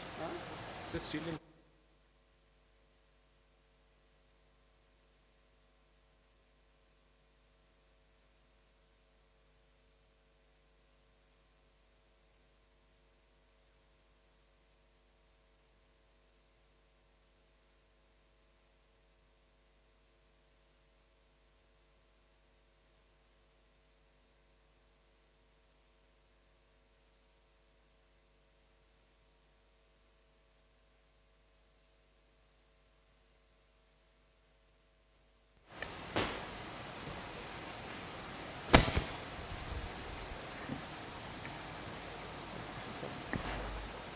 Okay, sorry for the interruption. So, what we are doing, we are making a branch-free timber so that it is not free. So, in order to have very, very small introductions we are doing, see how we can able to prune the branches at the early stage. So, this is we call it as bud pruning. Once if you do it, then you won't get the branch. If you are not getting the branch, you won't get the knot free timber. What the market requirement is, you have to make a timber which is 18-inch circumference and without any knots. Knots will come because of branches. So, if you remove the branches at early stage, then interventions is easy. Right? This is what we are doing it. Yeah, very knot-free timber, branch-free timber we can able to produce. So, why I am telling, precise of technology interventions will make you commercially profitable. Commercially profitable. You make timber. That is why we have started our research in the market. What is the market requirement? Whether we can able to produce that required quantity as well as the quality of timber. And that so that sellability is easy. That is why all the farmers who are under my technology, they would have a very good sale. My farmer is selling tea per ton 25,000 rupees. The farmer who has not followed it, even he could not be able to sell it for 5,000 rupees. See the difference. So that makes lot many differences. See, this is how we are making it. You won't believe it is 1 year old tea plantations. Okay, right? Okay, this is 2 years, right? What we are doing, this is how. At the end, you have to have a plantations like that. So it is possible. It is possible, and you know, it is very easy to grow teak in Kerala than in Tamil Nadu because of the climate and rainfall. Because of the climate and rainfall, you can able to make it. So any type of integrations you can do. Only thing, you know, it needs irrigation during summer season. We are intervening with the drip irrigation and fertigations. So minimal input, maximum output you can able to get it. And one of my farmers, what they are asking, farmers are medium and small farmers cannot able to afford for 20 years. For that we have introduced pepper in the plains. Now, the plains grown in pepper is more wanted than the Kerala pepper because of pepperin content. More pepperin content, per kg 100 rupees extra. So that is what is happening. See, this kind of timber you have to produce. Right? Marketable timber. Right? It's a round timber is an ultimate. Please, whenever you are planning for that, please understand that. Kindly see the market. Without market, please go for any kind of plantations, unless otherwise, if you have your own consumption, because the pattern of consumption is different in Kerala. Okay, if you have a huge demand for fuel wood, go for fuel wood. We have very beautiful fuel wood. We will give you technology, we will give you varieties, we will give you all plants. Use that, harvest, make it for your own consumption. Even if 40% of the fuel requirement of entire tea industry has met by themselves, probably that could be the biggest savings for the tea industry. This is what? This is a farmer, no? He is growing pepper. So pepper comes in Kerala climate. Tree helps me to bring pepper from Kerala to Tamil Nadu. This farmer, no? He is growing very beautiful pepper. See, the teak is 5 years old. Pepper is 3 years old. Per tree he is getting about 5 kg of green pepper. And his net income per tree is 700 rupees. Calculate 400 trees, 400 into 700. That is his economics per year after 5 years. Now, we have designed our tree cultivation technology on par with the coconut cultivation. Coconut comes for bearing in 5th year. Our tree cultivation will start giving yield in 5th year. Right? He is very happy because this is not, I am doing it. The technology transferred, now the stakeholder is getting the benefit out of it. So integrating, because pepper growing I cannot teach to Kerala because you are the motherland for pepper growing. Right? Okay. This is possible. So small interventions make more profitable. Right? Okay. So then plantation suitability for that. Okay. I will touch upon some of the things. What is needed for Kerala Plantations Associations? You need very good technologies and very good species and varieties for high elevation, mid elevation and lower elevation. Right, because higher elevation is totally different. Rainfall, temperature, everything is different. Lower elevation is totally different and the middle elevation is totally different. I can throw upon some of the very, very potential species, probably that could make you a game changer also, even if it is approached in a very, very correct direction. Right, okay. So sometimes what they take home for, because we developed a very good array of technologies for tree crops. Because in fact, I have been wanted everywhere throughout the country. I have been working with 2-3 governments. Government of Andhra Pradesh, Telangana, government of Gujarat, government of Maharashtra. They badly want to take these technologies to farmers. Right, okay. That's how we have done it. See, first example I am telling you, because I want to touch upon sandal, because this country or this part of the country is having Marayur sandal, the globally demanded sandal. So sandal is endemic region is this Karnataka and Tamil Nadu. 9,000 square kilometers is the total area, apart from 200 hectares in Marayur.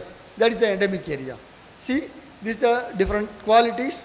Now what happened, sandal has been taken into Australia. Now Australia is dictating the sandal market. I talked to teak, I forgot to convey one message to you, because many of you may be confronting that there will be a demand will come down. No. We are the globally highest teak resource in the world. 44% of the global teak resources in India. But India is the largest and net importer of teak. Take example Indonesia. Indonesia doesn't have teak. When the Hindu missionaries went to Indonesia, they introduced teak. Right. Now, Indonesia is the largest exporter of teak, and they developed 150 varieties of teak. And they are making tissue culturing the teak, globally selling as a tissue culture teak plants. Now Japanese scientists, when I had an international meeting conference in Japan, they developed a technology to harvest teak in 10 years. He is showing all scientific evidences. He is published paper. 10 years is anything if you harvest teak in 10 years. No crop will compete with that. That is what the technological advancements is going across the country for those people who doesn't have teak. Right. Suppose if you want to become self-sufficient in teak production alone, right, our annual import is 199 million meter cube, roundwood alone, of which 50% is teak. That means 100%, 100 million meter cube you are importing every year. Right. Okay. If you want to become self-sufficient, I made a rough calculation. You need about 20 lakh acre you have to plant every year to become self-sufficient in teak production after 20 years. This is the kind of economics is going on. See what happens, many people, British people or Western people purchasing huge land in Africa, they are growing thousands of acres. And their target marketplace is India. After 20 years, they have projected what is the market demand for teak in India. Their 90% sale is going to be in India. So I don't know. That is what I am telling. Whether people know it or not, what is the economics is going on, whether it is been proliferated, I didn't know. But except India, everybody knows the Indian demand. Everybody knows Indian demand. Teak is one of the very signature species in Kerala. But no statistics available in Kerala for teak demand. No statistics available in Tamil Nadu for the wood demand. Nothing is available. It is untouched area. Probably APK can take up in a very huge lead, because you have a very strong, robust marketing mechanism. So I will come to the sandal part. See, it is traveled to Australia, right? Now you see, now you can see the plantations in Australia. This is, my dear all participants, sandal is ours. It is our crop. Now the market is, sandal market is dictated by Australians. Global sandal market is dictated by Australia. They are having developed technology to harvest sandal in 15 years. When you go to our forest department, they will tell 60 years. Now 1.5 lakh of sandal oil exporting throughout the globe. They have santalum spicatum, we have santalum. Globally demanded is the santalum album, white sandalwood. The globally demanded wood, we are having it. They are harnessing the benefit. That is the problem now. So, forest, we have developed technology. See, this is the plantation. What they have done now, 25 years back, they have taken sandal and introduced in Kimberley region, which is supposed to be the rice bowl of Australia. From then they have proliferated across the Australia where the climate is conducive. Now, highest sandal growing area is in Australia. What we have done? We have done, from Australia we have taken eucalyptus. The largest area plantation as eucalyptus is India. See the ironical. But Marayur sandal is the world's best genetic material. If you go anywhere, where they will ask one question, whether it is the seeds is from Marayur, they will tell the same word, seed is from Marayur. Why can't these APK are the planters who can take up these plantations where the climate of Marayur is similar? You can take up, proliferate. Make 10 acres, don't make thousands acres. Test. Scientifically you test it. We have technologies. You can proliferate it. Yeah, out of box thinking alone will help you to go far ahead. Otherwise you will always fighting with the tea business, where it is globally now is a competitive crop. Right, okay. This is what we have developed. Now, see, my farmers is harvesting 13 years. Why Australians? It is our own crop. This is 6 months sandal in my farmer field, you see. See how beautifully it is been grown. 6 months, only 6 months. Why I am telling? We have technologies, precise technology we are having. 6 months, 100% survey we are having it. Okay.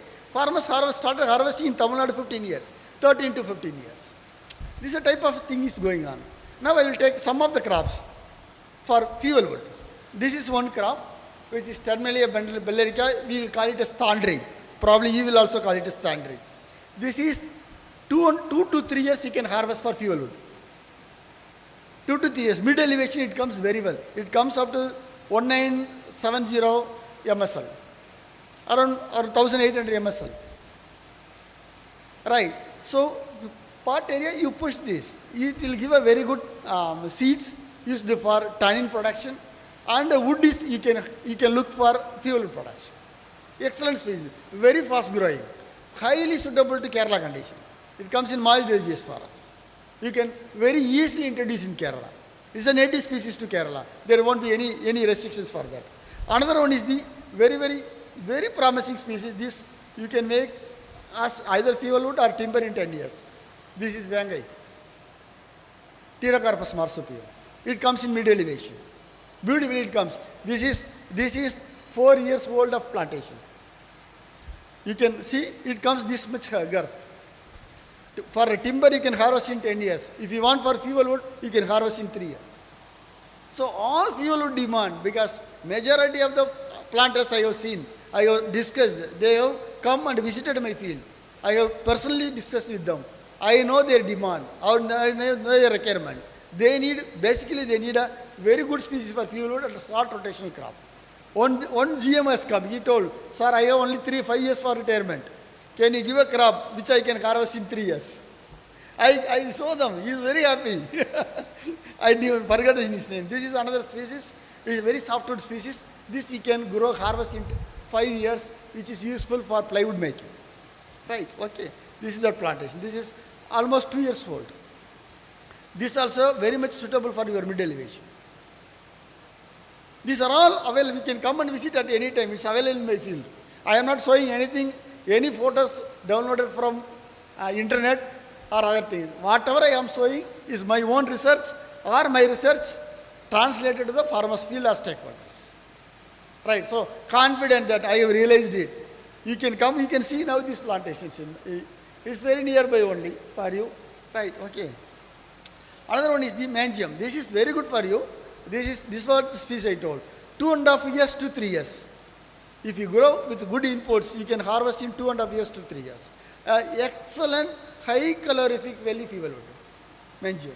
You can see this we have very beautiful varieties we have, and it grows very fast, highly suitable to Kerala condition. Highly suitable to Kerala condition. Even it comes slightly higher elevation also. Mid to a part of higher elevation. It comes beautifully. And I am sure if you give irrigation, you can definitely harvest in 3 years. And the yield will be around, if you are irrigating and managing it, and the yield will be around 100 tons per acre. If you follow our technologies. Okay.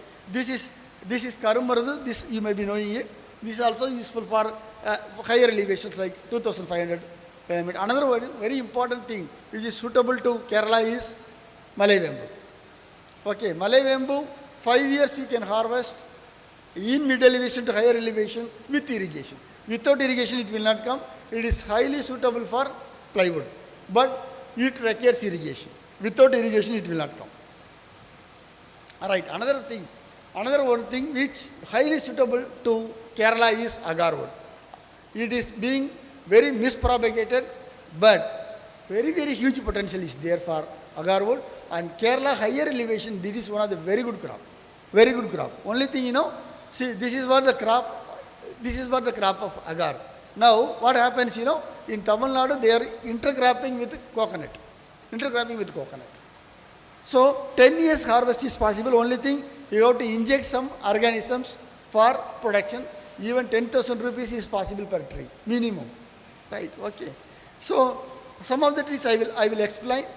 I have listed some of the things which you can take it from me.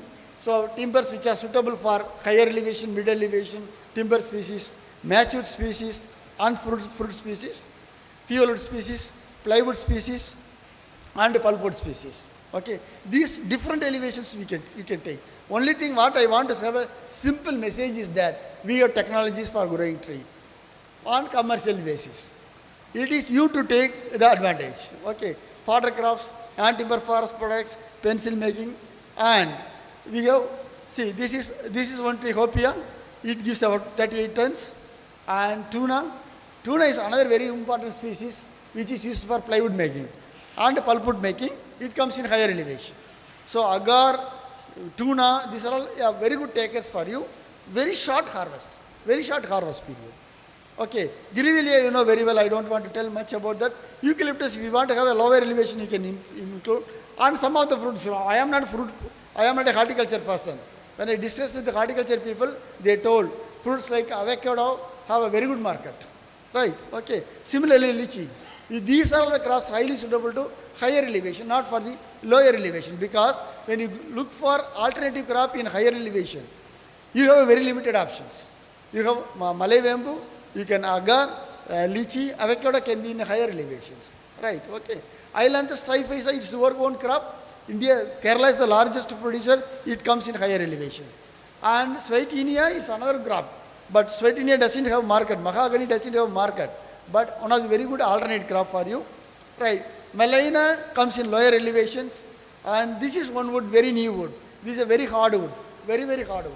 And another one is, you can see, there is Karimaram. You know Karimaram, that is Diospora sebanum. Kerala can look into Diospora sebanum because that is the one which is being traded in kgs, like sandalwood. Very huge demand across the globe. Diospora sebanum comes in higher elevation. Right. Chucraceae is another crop, again suitable for higher elevation. Malay bamboo I told. Casulina for lower elevation. Eucalyptus, then Mangium I told early. And Macranga pultata. This is your vata. This is the species which can grow in your lower elevations, used for pulpwood and pencils. I think I have done it. Then what you do? My good friend Subramanian has told, these materials, apart from wood, whatever the residue comes, you can go for all value additions, like biogasification, all these things he told. Your biochar, biogasification, all this material, apart from the wood, other part you can convert it for value addition process. So that the entire value chain model you can put up. So You may be asking, what is the problem? Government job opportunities. Why it is not coming up? What is the problem? You may ask. What is the major problem is the market. Market. Since APK is a robust, you may have your own market mechanism. You make a consortium of value chain model. Right, okay. Develop, please don't think for 2 years or 3 years. Think for 10 years or 15 years. What could be the fate of tea industries? How it can be translated? How a value chain can be built other than a combination of tree crops with your tea crops. So that our tea or cardamom. Policy level changes you make, a series of seminars you can take, probably Forest College and Research Institute, we can become a technical part. You can take us with your administrators or your politicians. We will give technology, we will demonstrate the technology we will give. It is not any kind of a thing which is in paper. Whatever technology is available in the field, proven technologies we can transfer. And Forest College and Research Institute is the system which we are giving technology not only in Tamil Nadu, across the country. It is going on a large scale, because tree farming is becoming a commercially viable venture. By seeing our technologies, nobody has taken our technology. Many of the state government has taken our technology and they are going to implement it in their field. Because Gujarat Sandalwood Growers Association, I had a meeting, they are taking it to their government. Because sandal cultivation in Karnataka and Tamil Nadu is a problem. There is no restriction if you grow in Gujarat. There is no restriction in grow in Gujarat. So that is what people are thinking very differently, because all my stakeholders are semi-farmers only. Traditional farmers, they are old, their children are either in the America or in cities. Their lands are now coming for tree cultivation. Huge. You will be just wondering. I will be having a visitor per day, 10 to 20 members, 60 to 70 phone calls. I am directly connected with the 10,000 people. I have very big YouTube channel where you can see, I don't know whether I have put, okay. So these are all, we are translating different part of the country, different part of the world, wherever our technology is needed. So thanks all from my side, and Forest College is open, and I am really happy, and thanks Mr. Prabharan sir, who is always behind me to pull down some of the things, and really I am happy his interest, because of his interest. No? Yesterday night only I traveled from Gujarat. So because of his interest, I took pain to travel to Trivandrum to talk to you. So we are very positive, and we are not like a regular government system, very forward system. And Tamil Nadu Agriculture University is very, very particular in transferring technology to the stakeholders.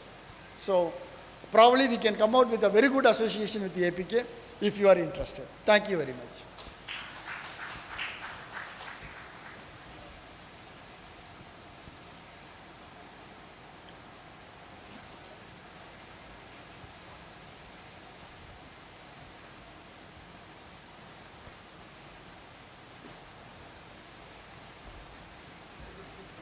Thank you, sir. So I came because of you only.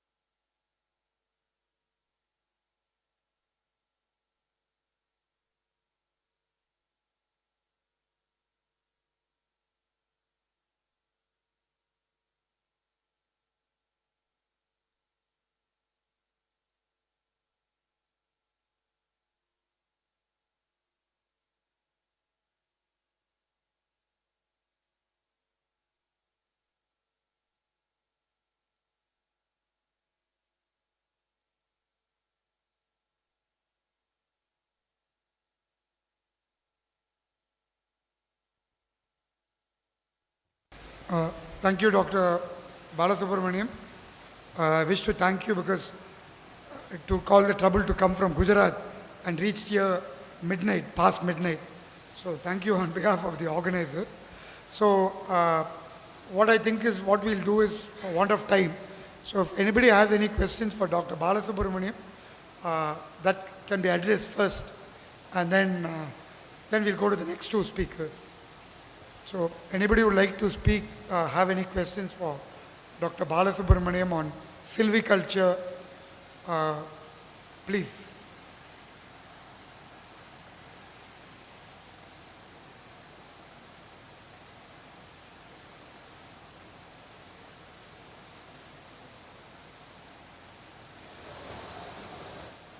Yeah.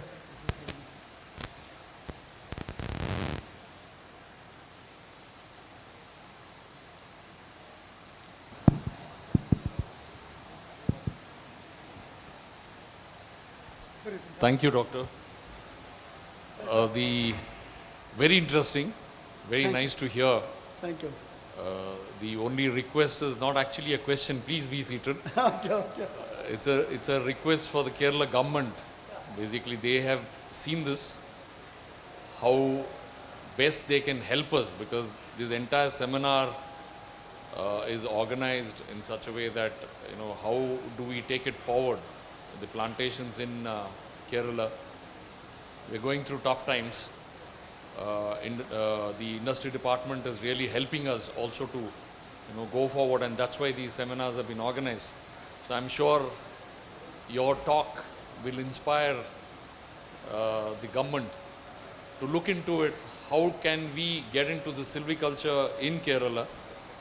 Like this Vembu which you mentioned, we can't even touch it in Kerala. So how do we go forward, cultivate it, and ensure that timber can be a major exchequer, bringing in money into the exchequers here in Kerala? That I'm sure it will be taken. Thank you so much, and I'm sure people who have heard this will take it forward and help the plantations for the future. Thank you, Doctor.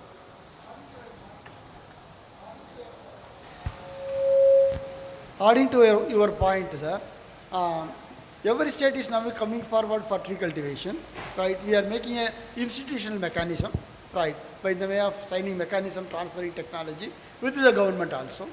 So probably APK can make a platform, because that can be done by APK, so that you take us to the policymakers or the deciding persons. We will have an in-house meeting. We will convince them, because whatever the technologies what we have developed are proven technologies. And some of them are very suitable for the Kerala land use system. So it is optimally, it can be brought into the system. That will help you to make a kind of policy level changes. That's what I was just talking to Prabhakaran sir also.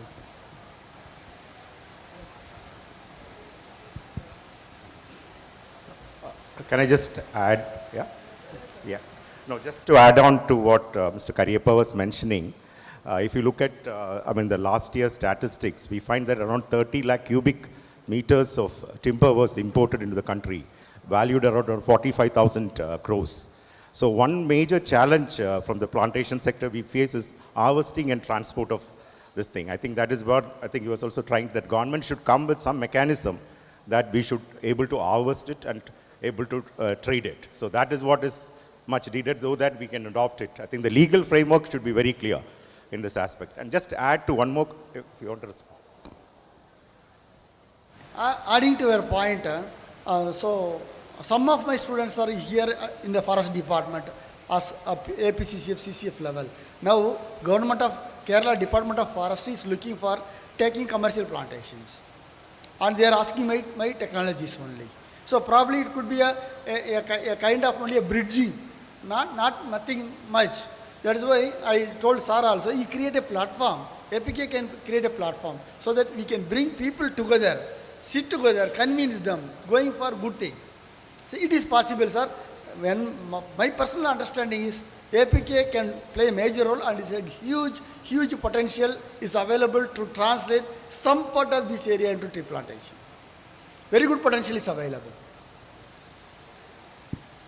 Just to Mr. Ajay, Yeah, this is, you were mentioning about that you're facilitating carbon trading for rubber growers.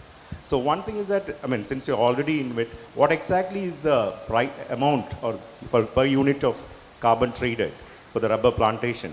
What is the present? Why we are asking is that one more number of growers come into it. Is there any volatility which you can expect on it? Especially because if you look at literature on it, you can see in European Union and other thing, the price is fluctuating from around 5 euros to 95 euros. So do you expect that sort of a volatility coming in? And what, if you can also share what exactly is the price which has been traded now? So you're right, volatility is there, but let's understand why volatility is there.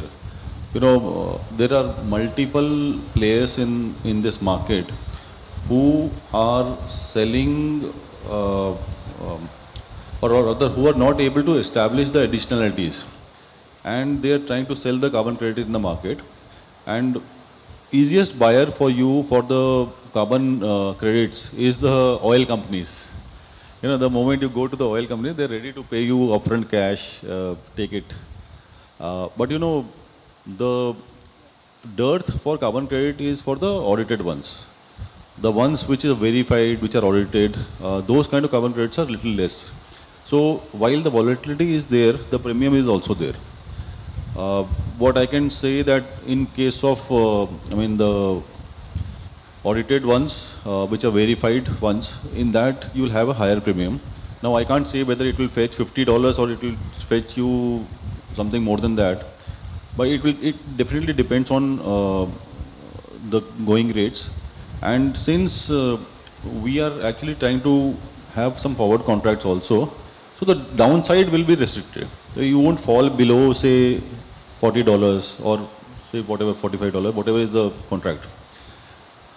So in that way, we can have at least restriction on the downside. Upside can be anything. You know, after, say, this guy is going to do Varaha that I mentioned, he'll do an audit in, say, March or April. And his credits will be, after that, it will be out for sale. So at that time, maybe the prices might go up. And you know, this is an annual function. So it will go on for the next 10 years. So by 2033, 34, this is going to go for the same piece of land. Now, in that same process, the premium for certified credits would be going up. So, any which ways, there will be a differential between the voluntary and the certified ones. So, as of now, the trend is that you might get better price if you are certified, and that gap will keep increasing. And in case of rubber, yes, I really don't know how many credits will be there, but for normal annual crop, I can tell you that there are some 6-7 credits, from 3 to 6 credits you can get per acre of, per hectare of land, sorry. Now, depending on what kind of practices we are doing and how much we are doing it, it will go on increasing. And since sir is sitting with me, biochar, I'll also come to that point. In case you supplement the soils with biochar, that also will be a very handful amount of credits that you can actually generate. And it depends on different value chains. Say, what I know that in case of mangroves, it will fetch you around 20 to 30 credits per hectare, because the sequestration more. And sir, whatever you are doing, so any plantation crop or any forestry crop that is being grown on that land, so everything will qualify for credits. So if in case you take mahogany or any other plant that you have mentioned, so for the entire life period, or rather at least 10 years, which I know, you can actually generate and sequester and generate carbon credits against those plantations, or other against those forestry crops that you're growing. So I hope I am able to answer your question.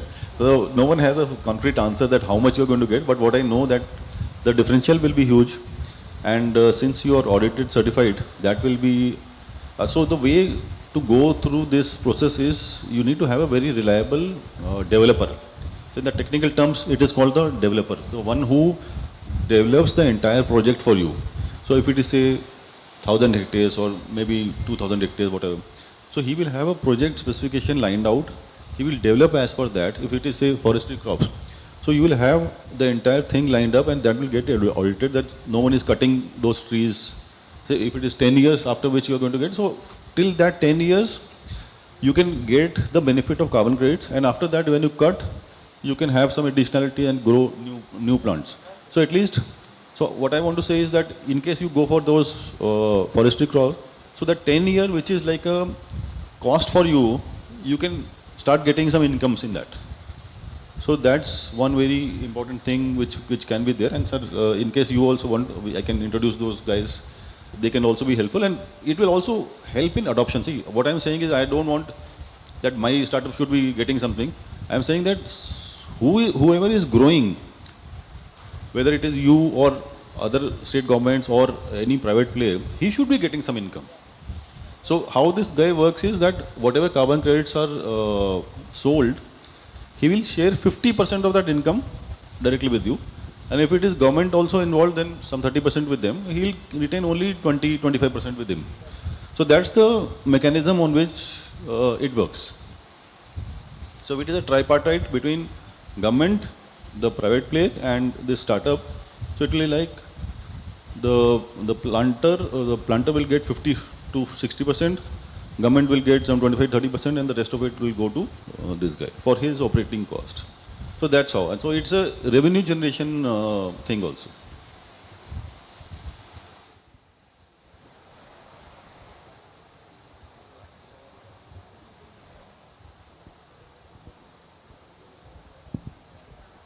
My question is for Bala Subramanian sir. Sir, we saw the photos, slides that you had put up. The trees are very closely planted. So when they are that closely planted, the tendency is to go upward, vertical, and the girth is generally very less. And it takes a lot of time for the girth to grow. What trees you are mentioning? For all trees or for teak? In general. Actually, sir, for teak, you know, we have a, I don't have time, so I have not explained species wise. Right. If you take teak, we will plant in 10 feet by 10 feet. Right. When the trees reaches 2 or 3 years and they start competing, we will cull the inferior trees and we will retain only 200 stems. If we place 10 feet by 10 feet, you will get 400 stems per acre. And that will be converted into 200 stems. Right. So that you will get that uniformity. Initially, we need a kind of competition so that you will get a not free timber, and it will go straight also. So there is a specific mechanisms and spacing and mechanisms, and there is a selection felling, all is species specific. Right, okay. So what we are doing is for different models. Here I have projected only for fuel wood model. Timber model is different.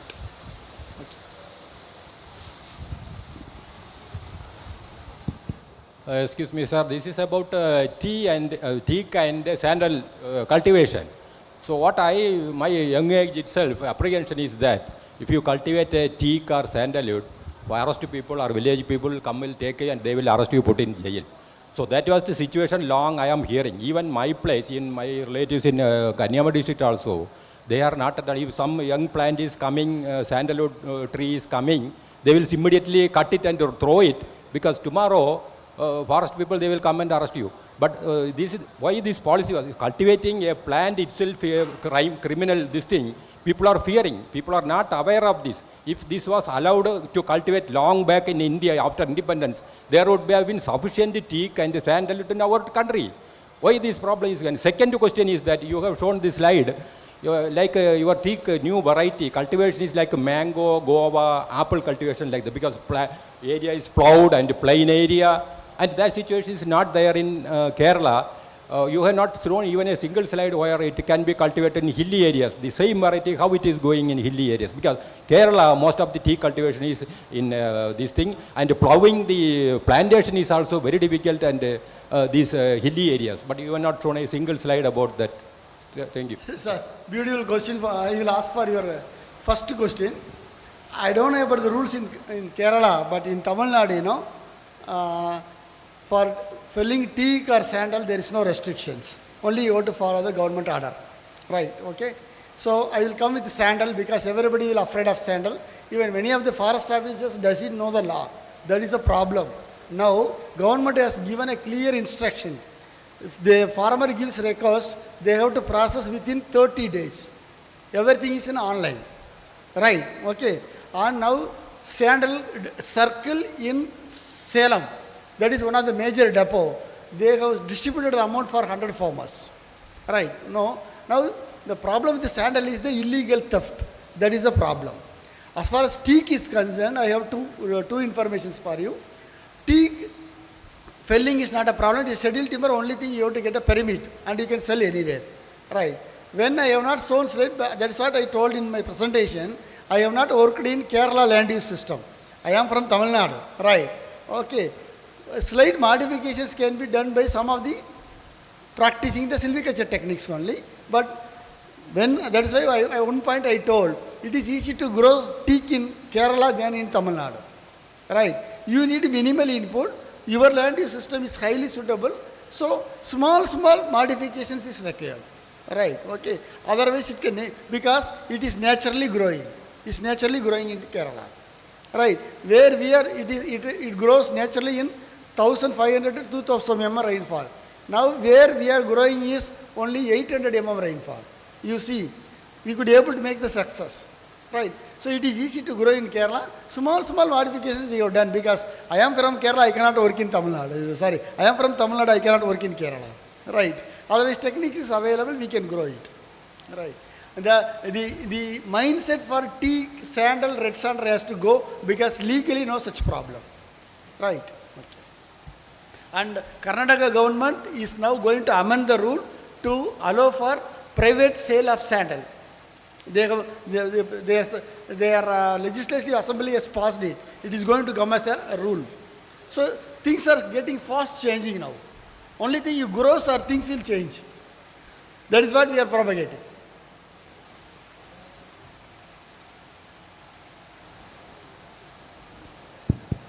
Very good morning, good afternoon, sir. Sir, please explanation, please, medical effect of the sandal, medical effect human beings. Thank you. Medical effect of the sandal. Sir, actually, sir, thank you. Sandal trees is globally traded for cosmetic industry, not for medical industry. It is globally traded for cosmetic industry. Sir, right. sorry, not medical industry. Medical effect. Or use the medicine. Medicine, sir. Medicine, nobody has tested because the value for cosmetic industry is very high. The raw material is not available. So, not much work on medical component of sandal. More work has been done on the cosmetic part of sandal. Right. Thank you.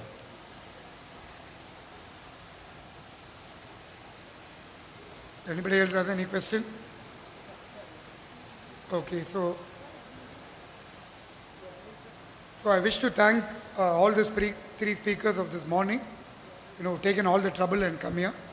So on behalf of the organizers, Industries Department and APK, I wish to thank each one of you, and we look forward to working with each one of you, to take this forward. So thank you very much, sir. And especially Dr. Balasubramaniam, I think he'll have a key role to play to the politicians and bureaucracy in Kerala, because there is a big, we have to change the mindset of the people here that there's a lot of land use restrictions in all these lands, because these rules were framed when the British were here. And now we are in 2023. Hopefully, we'll be able to use your expertise to convince them that after all, this is a good thing for income augmentation in plantations and also for revenue to the state and central exchequer.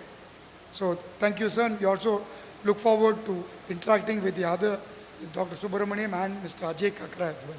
So thank you so much. So now we'll break for lunch, and we'll assemble back here, I think around 2:10, 1 hour for lunch. And we have two more speakers later this afternoon on soil and water conservation. And also Dr. Soman will speak about micro irrigation and high value crops. So we have two interesting speakers. So we'll break for maybe 1 hour. Please be seated by 2:10 and we'll start. Thank you so much. We have Mrs. Ambali GK. She is a senior scientist at Center for Water Resources Development and Management, CWRDM at Calicut. And she's going to speak on new approaches in water conservation and drought mitigation measures in plantations.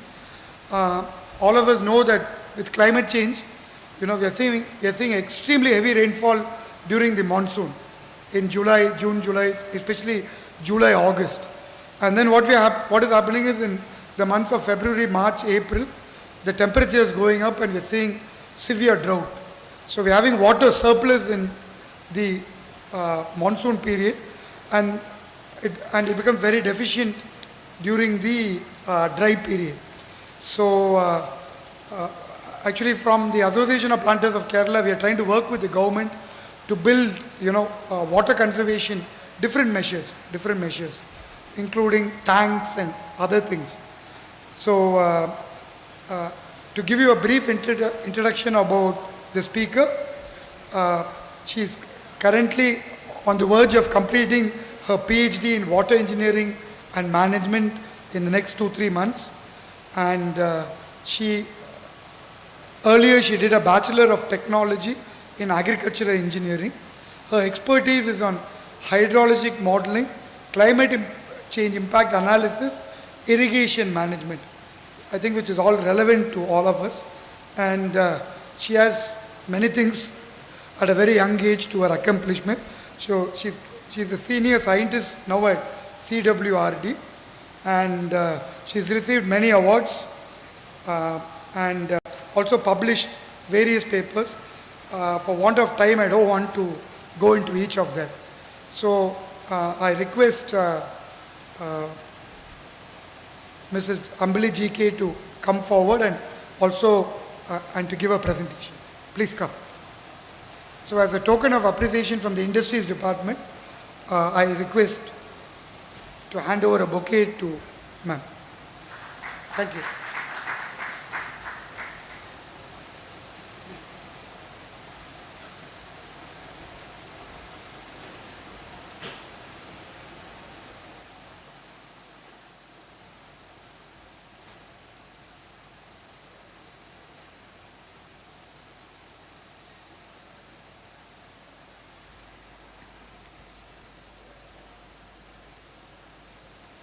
Is this connected?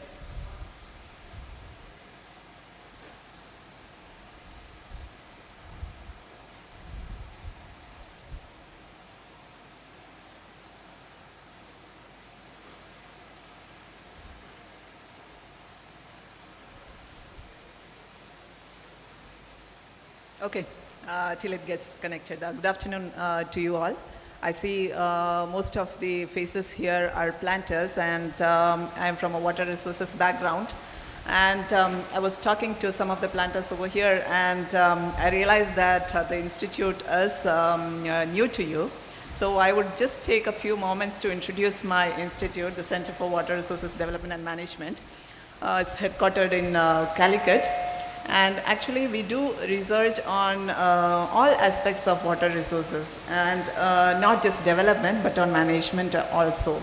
And we work under 4 research groups. Actually, it's not just the research that we are interested in, but we do undertake consultancies, and we do have a mandate of training the officers of the government departments, not just officers. We do offer tailor-made training programs also, because the knowledge that we generate through our research programs, it has to be transferred to the community at large. So we do undertake training programs also. So those are the realm of activities of CWRDM.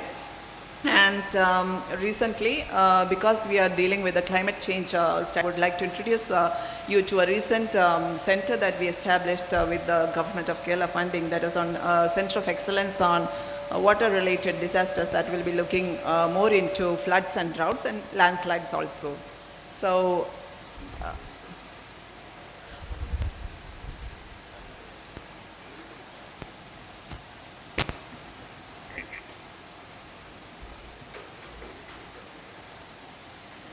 So I'm associated with the Training and Outreach Research Group, but as Sir was pointing out in the introduction, I do my research on agriculture water management, and my current research activity is more on climate impact analysis and adaptation measures, mostly in the agriculture sector. So I'll just sit down. Okay, that's okay. I just wanted to take you to the situation of water in globally, how water is catering to agriculture or food production. So actually globally, 3/4 of the agriculture food production is currently rain-fed. So when we say about rain-fed agriculture, what should come to our mind is the vulnerability that this kind of agriculture or food production is there due to the climate vagaries. So because the climate is getting variable, and not just variable, but these days we have to talk about the seasonality and variability of climate, but the more we talk about climate change also. And even though only 1/4 of the agriculture production is based on irrigated agriculture, but still irrigated agriculture is contributing to 60% of the food production in the globe. And just because this is irrigation is providing supplemental water to the agriculture production, but that would mean that the stress on the resources is getting increased, because we have to provide more water. When the demand for water from other sectors are also increasing, so there is more yes, thank you. So there is more competition from other sectors that is imposed on the limited water resources that is available. So what I want to stress here is that when the climate change is happening, that means that the availability of water will also decrease. So that means that the irrigation sector or the agriculture sector is going to face the more, because the competition from other sectors will be fierce, and we will be left with only a little bit of water for our production. And if you look at the figure at of the bottom right figure, though that is the water stress that is experienced by the crop producing countries in the world. We can see India, that is at the extremely high water stress condition. That means that more than 80% of the water that is available is already being utilized, and there is only 20% of water available to be used, or surplus water available. If we say that Kerala is having abundant availability of water, but if you look at the Kerala, you cannot see it very clear, but still Kerala is also in a high water stress condition. So we cannot boast of Kerala being a water rich state, but we are also going to face the scarcity of water if we don't manage it properly.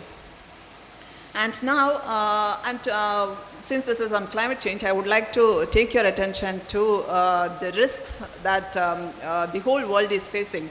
Currently, the risk scape has changed. Now, the risk is more from the war and pandemics. Now it has reduced, but then we are facing the risk of having high cost report that comes out every year, published by the World Economic Forum, that places climate or environment at the top of the risk at almost all the years.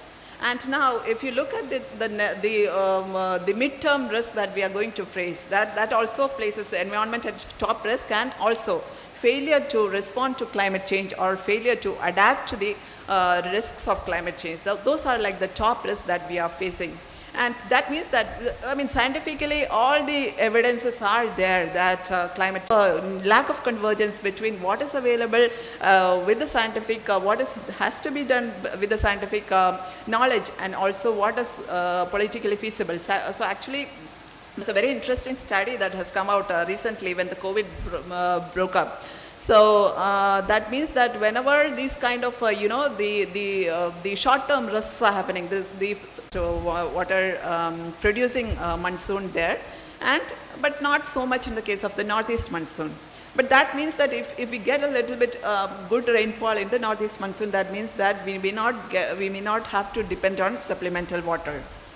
But yeah, there is a great amount of this variability in this spatial distribution of the rainfall also. If you see the distribution of southwest monsoon, actually the northern side is getting more southwest monsoon than the southern side, but the northeast monsoon, which is very less, but still the southern side gets more southwest, northeast, and also the summer showers also. That is more for the southern Kerala. So when we see about the northern Kerala, where most of our plantation is based, so the northern Kerala actually is more erosion prone, and also it is a more drought prone than the southern Kerala. So this is something which necessitates that we have to conserve whatever little rainfall that we are receiving in northern Kerala. Now, looking at the productivity side, we are, though we cannot boast about the production of many crops, but still for some of the plantation crops and as well as the cash crops, we can say that we are at the forefront. Though we say we are the land of coconut, but the productivity that we get out of coconut is very less compared to other states which are producing it. You can just see even less than the national average. So what are we doing saying that we are a land of coconuts? And similar is the case with pepper also, because Kerala is the biggest producer of pepper in India. But compared to other countries which are producing, just have a look at it, just even less than 1/3 of what productivity that they get from other countries. So what are the what are the reasons for this? One thing I said that there is a lot of, most of these plantation areas are erosion prone. So most of the topsoil is getting eroded. So those soils which can hold moisture, which they cannot hold as much of moisture as it can. And there is a leaching, when the topsoil is getting eroded, there is a leaching of nutrients also. Many of our soils they do lack micronutrients, which are very much important as far as crop production is concerned. Not just micronutrients, also for nitrogen, phosphorus, and potassium also. And there is a huge amount of toxicity of manganese, aluminum, and iron also. And another important thing to stress about is the cultivation practices that we follow compared to other areas. The agronomic practices and also the management practices that we follow in our areas is not comparable with the better productive areas in the in the country. So those are some of the reasons, and there is a little bit of window of opportunity that we have, that if we invest on these things, then we can improve our productivity. Now, I was talking about rainfall, but then rainfall is not the only culprit here. We have to think about temperature also, because there is a kind of a basal temperature that is needed for any kind of crop to give its optimum production. But if we see Kerala, we have been seeing upward trend in temperature, an increase in temperature since 1956, and that increase in temperature has the rate of change of increase that has increased since 1983. So increase in temperature, that means that the drought stress is also going to be high, or the evapotranspiration will be higher, and the drought stress will also be higher.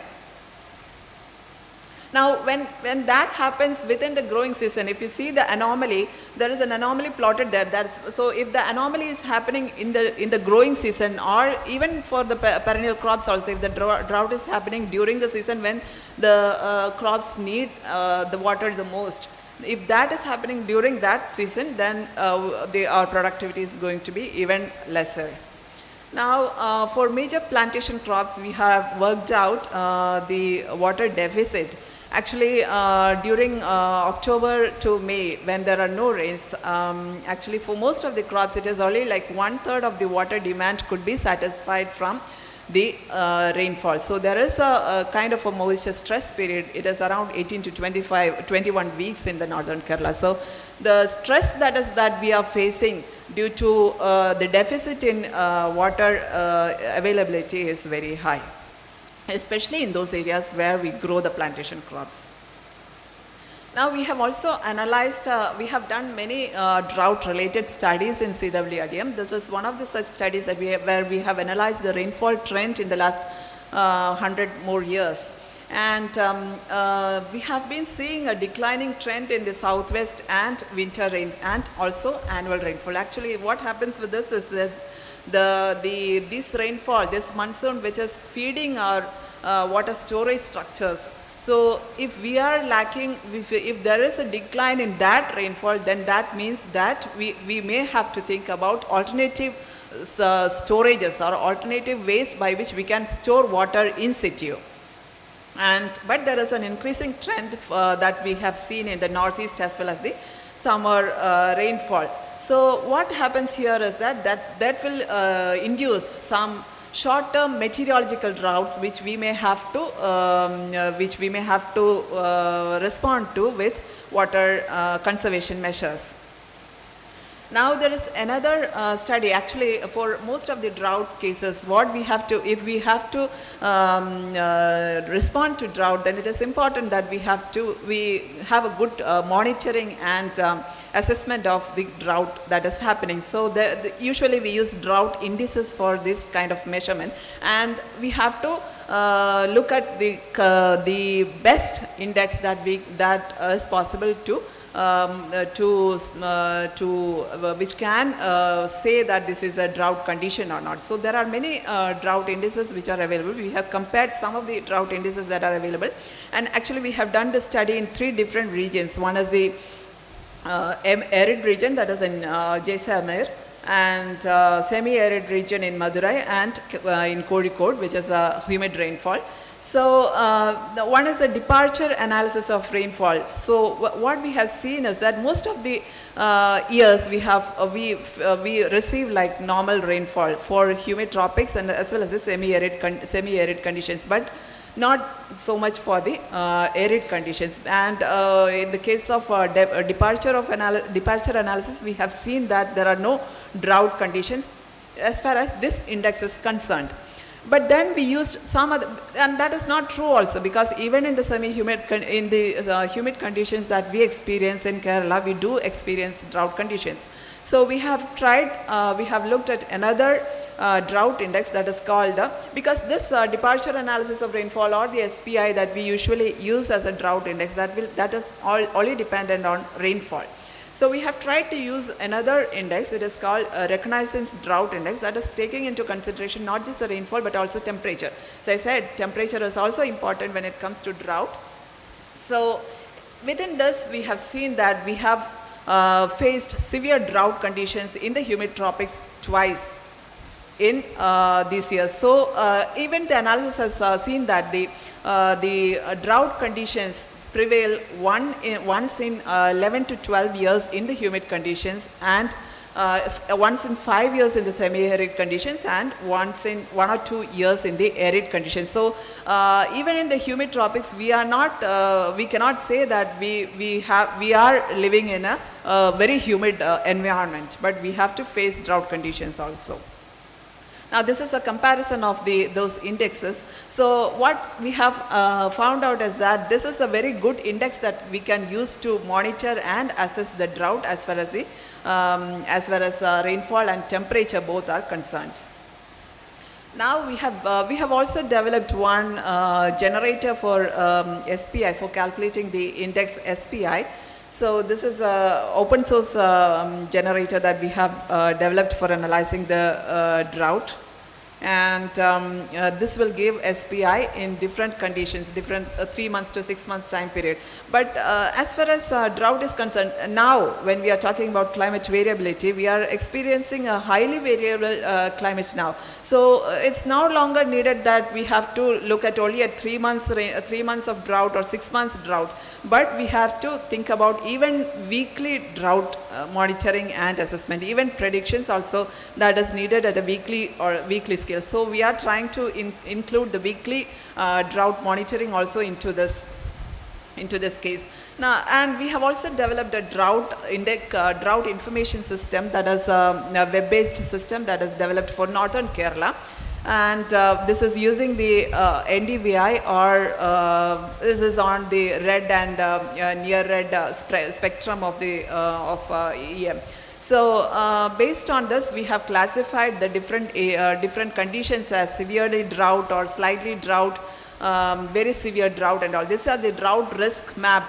So this will help us in planning water development or water conservation measures. Actually, looking at these kind of a drought risk maps, we can decide on which is the area that we have to focus if we want to plan on water development or water resource. So this is a very coarse resolution one, and if needed, I mean at a scale where you will be working on, that will be at a micro scale, or even maybe like 100 square kilometer or even 200 square kilometers of area. So those kind of area where you need like high resolution images, that could also be brought out into this, because this is a real time monitoring. This is a real time monitoring of drought. So if you need information at a scale where you are working in, this kind of a real time web based information system can help you. Now this is a kind of a size suitability that we have worked out for coffee under both irrigated and rain-fed conditions, but the resolution of this is very coarse. Now this has taken into account the soil conditions, the rainfall conditions, and also the land use conditions. So now this is for Kozhikode we have developed. Now similar studies can be developed for other areas also. Now looking at all these drought conditions, and we have to have some kind of mitigation or adaptation measures which have to be planned. Now I will be talking only about water conservation, but there are other measures also available which the other speakers will be dealing on. We do practice the conventional measures like mulching, and these are really, though we say these are conventional and age-old measures, but these are really helpful in conserving moisture in situ, because as I said, we are going to have an extreme rainfall conditions, or the kind of rainfall availability in short period of time is going to be high. So the kind of storages that we can have will be very limited. So we have to think about in situ measurements, in situ conservation measures also. So these are some of the measures that we already have. We already practice age-old conditions. But now if we look at the new techniques that we have to do, and one important thing that is needed is we have to plan our irrigation based on the requirement by the crops, and there are many modern technologies that are available in helping us to plan this kind of irrigation scheduling measures. So one among those that actually this originated in the 60s only, like use of satellite products for irrigation scheduling, use of satellite products that we use for ET measurement, and then based on the ET measurement, because that is the actual crop water requirement, that is the evapotranspiration that we have to give to the crop minus the effective rainfall. So based on the satellite derived evapotranspiration measurements, we can properly do the accurate irrigation scheduling that is possible. And there are some very high resolution models are also available based on the which are working on the GIS platform. So because these are working on GIS platform, we can have that kind of a very fine spatial disaggregation that is possible with these models, and very fine disaggregation of the irrigation scheduling also that is possible. But all these all these satellite products and these kind of remote products, that is possible, that will give you only like a very generalized kind of scheduling that can be done. But now what is needed is a site specific information is needed, site specific irrigation scheduling is needed. So we have to have information about the topography, about the soil, about the management practices that is being carried out. So some of the measures that we actually employ in research as of now is one is a temperature time threshold based measurement.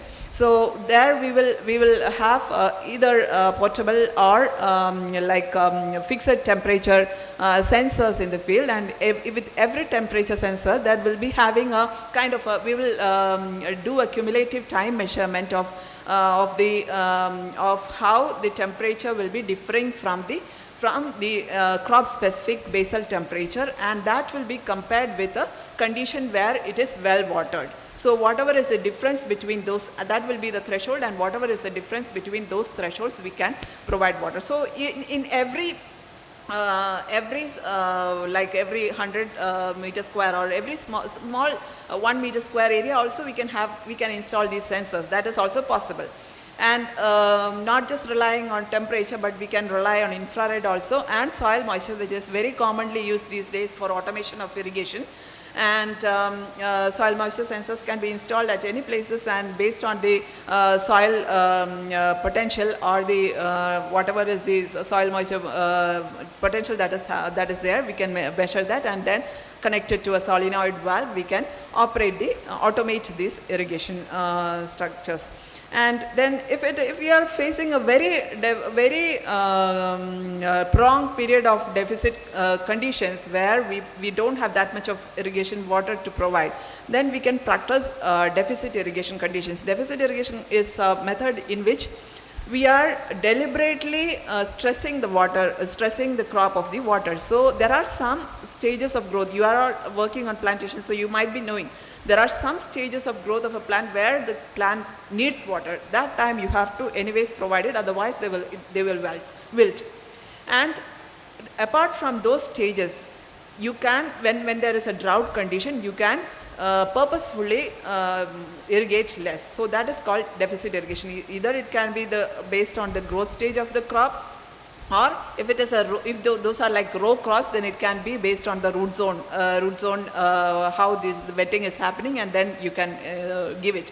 Or even for subsurface irrigation, sometimes like when you're not going for drip, but when you're going for subsurface irrigation, if you're practicing the subsurface irrigation also, you can reduce you can increase the depth so that the subsurface irrigation will be given as a deficit irrigation.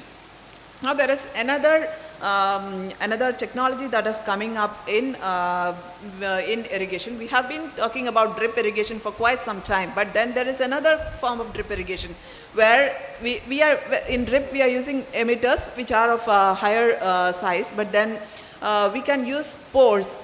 You can use tubes which are composed of nano pores or nano tubes.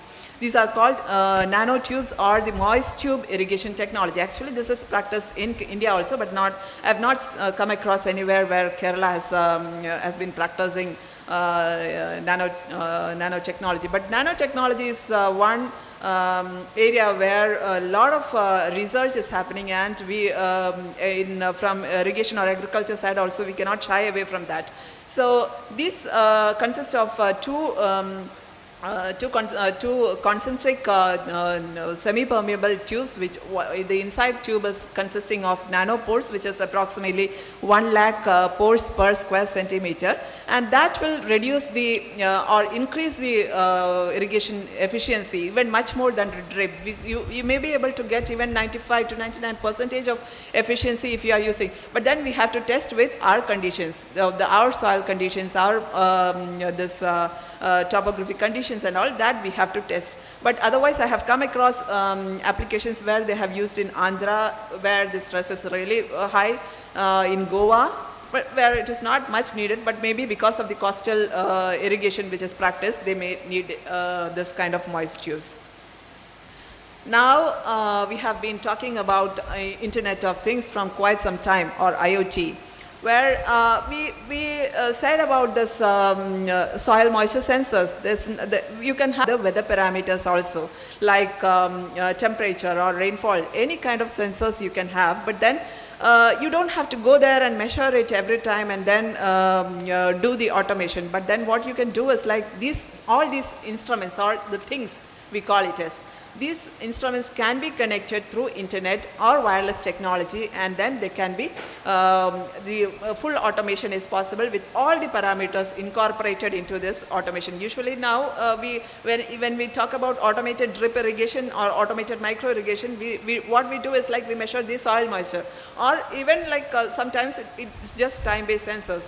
But apart from that, you can have point measurements of every parameter, and then you can give this kind of a precise application of irrigation.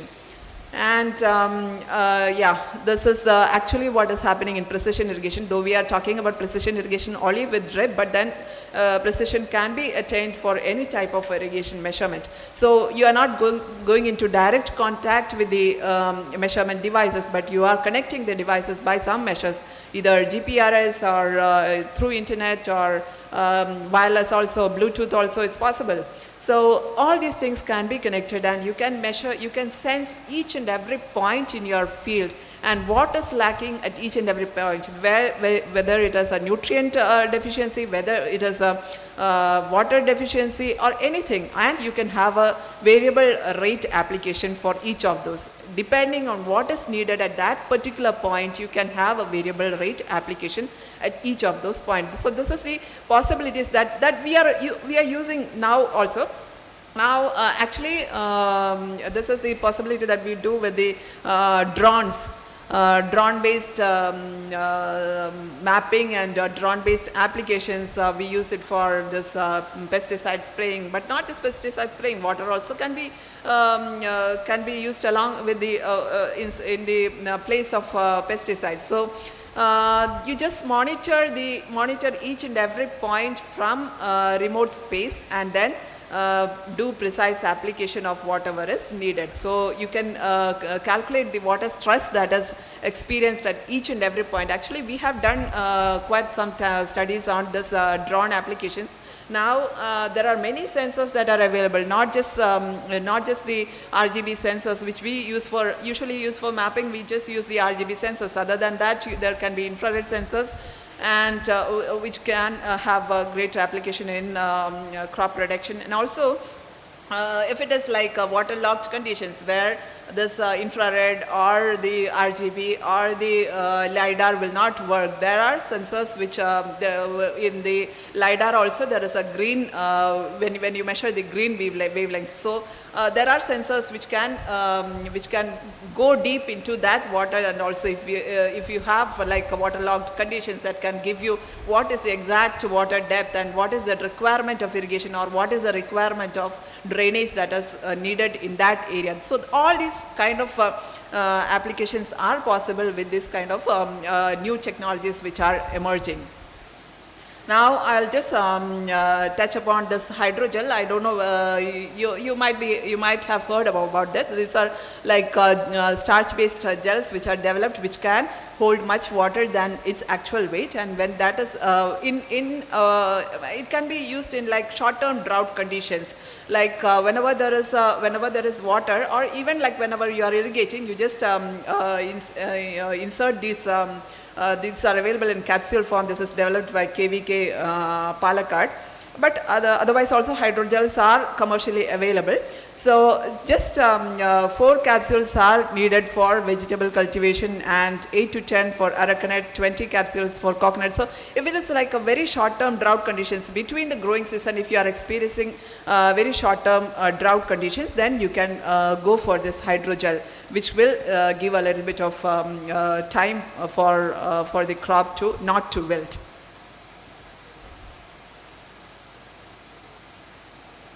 Yes, and now looking at the research, because I am a researcher, so I am always concerned about what is the way forward for us. So where we have to invest our brains on. So I have been talking about Internet of Things. So there is a lot of possibility. Some of you might be interested in this data analytics. This is a very promising field that is coming up, big data analytics. So there is a huge possibility because we are getting many gigabytes of data even in a split second. So this is monitoring every second or like every small square centimeter of area. So you get a lot of data. So there is a possibility of using big data and analytics here. And as far as Kerala is concerned, we are dealing with smallholder irrigation. So there has to be many new low-cost technologies that has to be developed for, even like when we talk about drones and all, it is still, for smallholder irrigation, they might think that it is not feasible, but because for when the area is very small, then they will, most of the companies, they charge a lot of money, hefty amount of sum for just for mapping a very small area. But if the area is huge, then the amount drastically comes down. So it is possible, so the research avenues are there for developing for low-cost technologies for smallholder irrigation. And also, we have been talking about Internet of Things, and why can't we talk about IOUT, where we can connect underground things also? Because now we are talking, we have, whenever there is drought condition, we have to rely more on groundwater. So how can we monitor this underground water or water table below the ground, below like many centimeters, many meters below the ground? How can, is there a possibility to have sensors for that, and how that can be connected without the use of internet or without the use of any kind of other devices, how this can be connected, how this communication can happen? And also irrigation, for irrigation scheduling also, I said that the climate variability is high.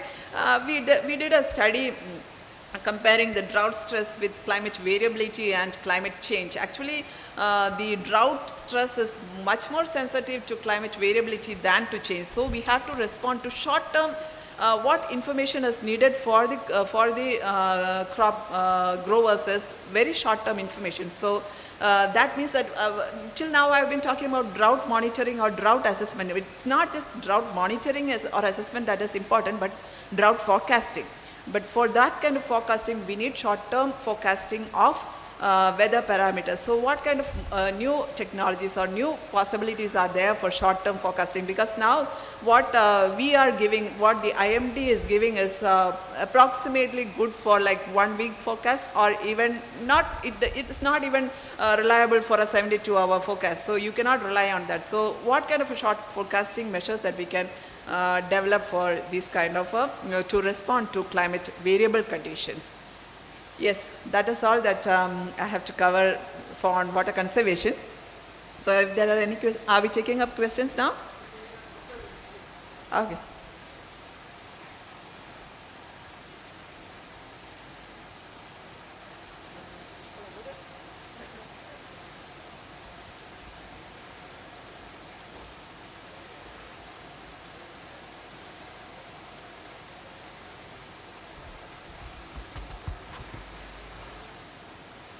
Thank you, Mrs. Ambali. It was very informative, and all the data you had produced here, very insightful. So we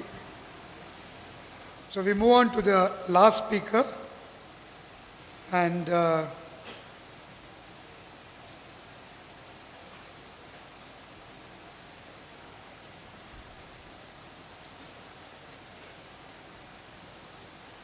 the last speaker of the day, but not the least, is going to be Dr. Soman of Jain Irrigation Systems, and he is going to speak on possibilities of high-value crops in plantations and latest precision farming techniques. Dr. Soman is known to many of us, and he has spoken at various forums where planters are present. I'll just give you a brief introduction of Dr. Soman. Dr. Soman is an MSc from Kerala University, first rank and distinction, and a PhD agriculture in crop physiology from Reading University, UK. He is an agricultural scientist and expert in micro-irrigation, fertigation technology and precision farming.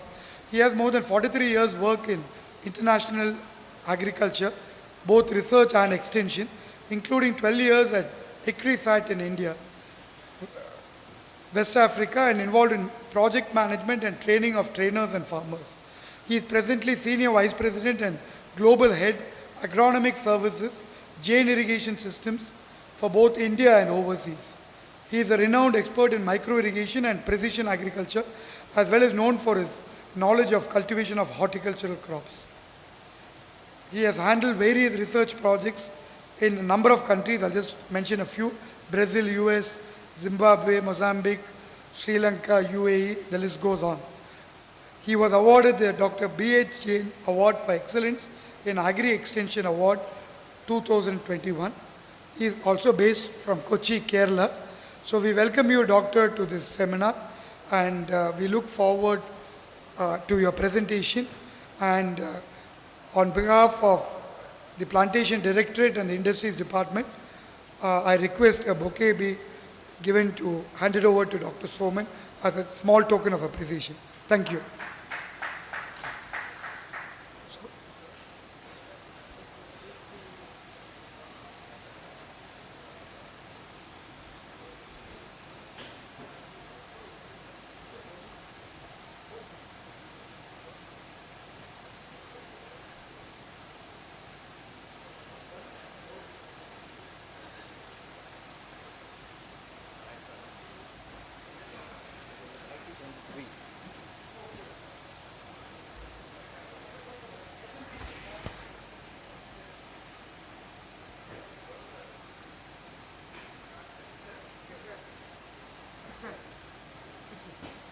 Yeah, no, when you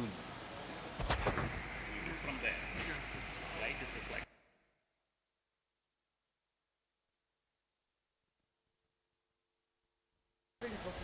All right, okay.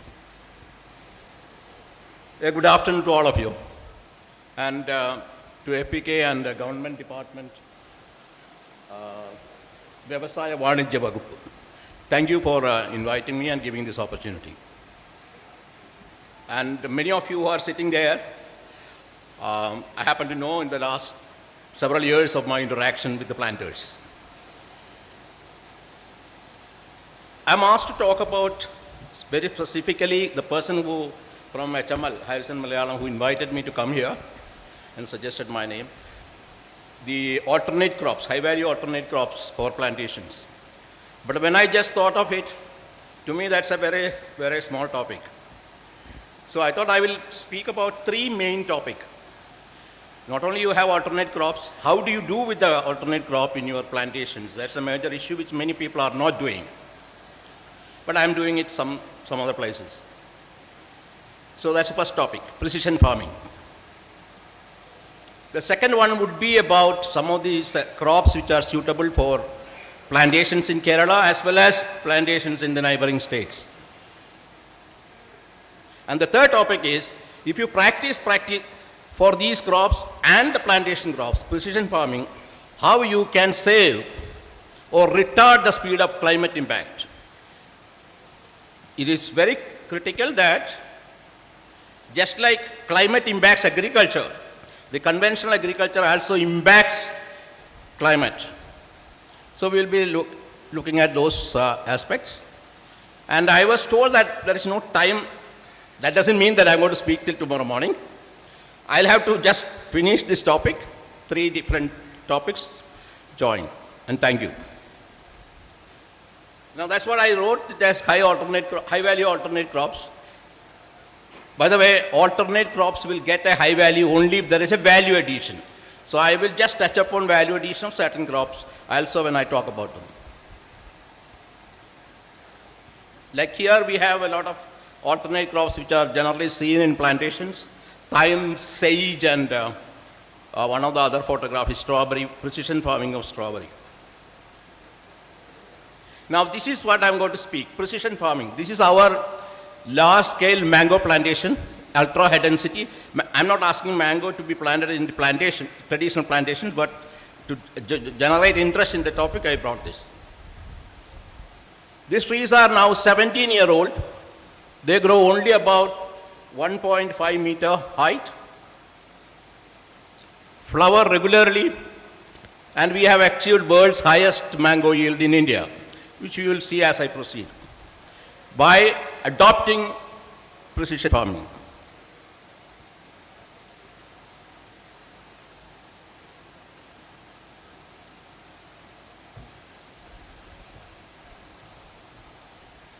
What is precision farming? It's a management strategy of crops which identifies, analyzes, and manages within field variability for increased profit and reduced environmental impact. That's more important. And you have to have site-specific management. You have to study the site and the interaction with the crops which you are doing, and then try to come up with solutions. It's actually disappointing that I have listened to several climate change talks. People talk about frightening level of ice disappearance, heavy rains, droughts, and so many other high temperatures, etc. But in very few cases we are not thinking about a solution for this. I'm not going to give solutions for many problems, but the agriculture we do, if we make changes, certain small changes, we can have solutions. We can reduce the speed which the climate is getting worsened. At least few generations we can save. So that's the whole idea behind adopting precision farming. Now you may wonder what I had to do. I'm a drip irrigation company or a micro irrigation company. Yes, one side of we manufacture all the components for micro irrigation, we extend it, we sell it through dealers and our engineers and all that. On the other side, we do a lot of research on our own, how to make agriculture environment friendly, crop growing environment friendly for small farmers as well as large growers. So some of the things which I talk are, all of them are our own work. Very few cases I have gone elsewhere to get data to prove a point. Which are the precision controls we can do for getting high productivity with the least damage to the soil, water, and the environment there. Improving planting material. You can have to look for high yielding planting material. Even the material itself, seed to graft or graft to tissue culture or micropropagated material. These are the ways of doing it. You do land preparation, land use optimum. In many of the cases you will see when land is utilized by a farmer or even a planter, a lot of the sun. I'll show you with some examples. That's where the optimum land use has not been a key in traditional agronomy, in traditional planting patterns. So we have changed that to some of the crops. I will be showing that. It's a very critical thing, not only for the land's point of view, for the value which you are creating out of the land. Then of course the precision in the input use, like water, fertilizer, pesticide, any other labor, power, electricity, etc. For this we have to improve the crop architecture. That's one thing we do quite successfully. The canopy and the size of the crop control. That is why the 17-year-old mango trees still, I can reach the top. Now it is 17-year-old anyway, we started long back. Biomass regulation. This is another interesting thing which we can do with many crops. Why do you want more non-productive biomass? If you are growing a grain crop, have more grain and lesser other parts of the body of the plant crop. If you are doing a leaf crop, like a tea for example, why waste biomass in other parts? These are questions asked and we are trying to find how we can change that. Of course, in certain cases you have to get into biochemistry and physiology, we get into hormonal interventions. By the way, during my PhD, I have trained as a crop physiologist, along with water management as the other specialty. Operations can be mechanized for reducing cost and increasing efficiency. You have to do harvest and pre-harvest right in the field, certain operations of the produce. Like banana bunches are never harvested if you are harvesting for a high value production. It is banana hands are taken, not the bunches. And they are kept in crates and crates are loaded to a truck. Not the whole bunch will be thrown into the truck. This makes a big difference. Almost 28 to 30% of banana gets damaged because the way you handle the, after growing for about 12 months, or certain varieties like Netherlands for 14 months, you cut it and throw it on the ground. Why do you do that? Then, of course, the processing and value addition. Interestingly, Jain is one of the world's largest processor of fruits and vegetables, not only India, in the world actually. So we know the value addition which we can do on we do a lot of crops. And standing here with the planters, I don't have to talk about it. Coffee, tea, rubber, they're all processors. And of course, look for domestic and overseas market. When you look for overseas market, you know the pain. In domestic market, just like Lalu Prasad Yadav once said, you buy vegetable from the roadside and you buy shoe from an air-conditioned store. And he tried to reverse it. So in domestic market in Kerala, for example, anything goes. Not so overseas market. They have standards. So we have to look for, including during the growing process of the crop, the input management of the crop, the residuals of insecticide, pesticide, fertilizer, etc. in the crop. We have to look for that. Then only we will become a developed economy. So we do a lot of things, starting from the land preparation, nursery, crop geometry I changed because I am interested in the land to be utilized 100%. We do growth management of the crop, flowering, canopy formation. We do IPM for protection, of course, and field level post-harvest. Now, precision farming is the way forward for sustainable climate resilient agriculture, crop production.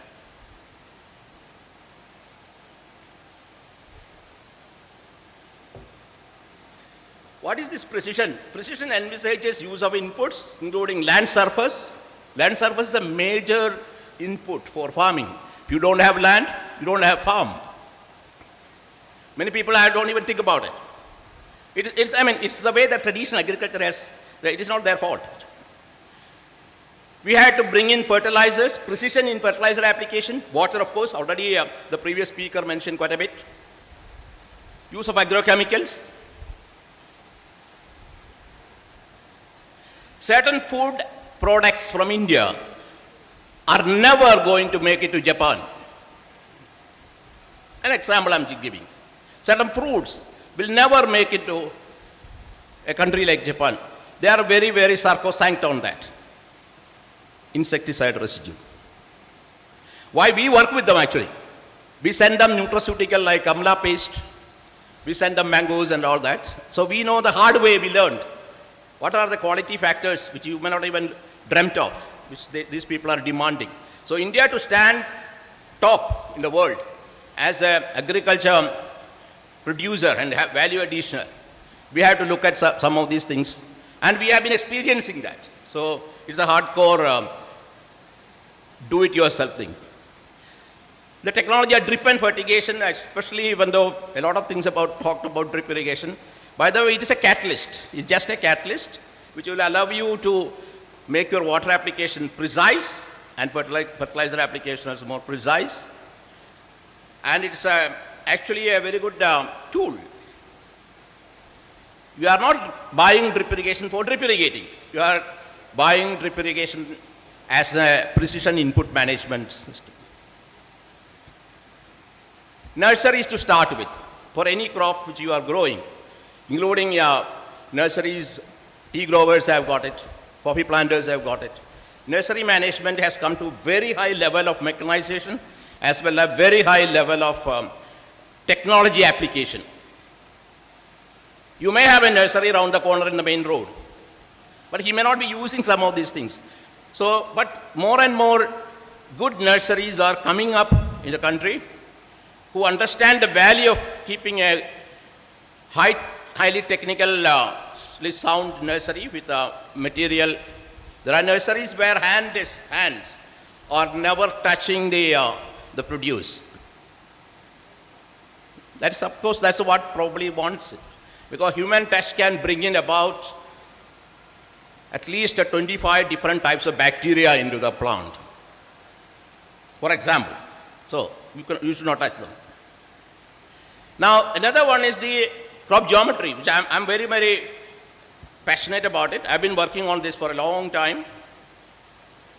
The alignment of crop in such a way that your land is not, even a bit of land, even 1 meter square, is underutilized. So for example, our ultra high density in case of mango, cashew, guava, pomegranate, many crops which we grow on tree fruit crops. We do 3 meter by 2 meter or 4 meter by 2 meter. And the populations are 674 per acre or 500 per acre. And they yield faster, third year. Mango yields even before third year. And they yield very high, standard economic yield profits in the fifth year. So that's important. And the entire land is working towards that. We have to do a certain starting point, like you don't allow the mango tree to grow the way it likes to grow. I want the mango tree to be growing the way I like it to grow. Prevention of training and getting the primary order, secondary order mind. And that has been successfully done.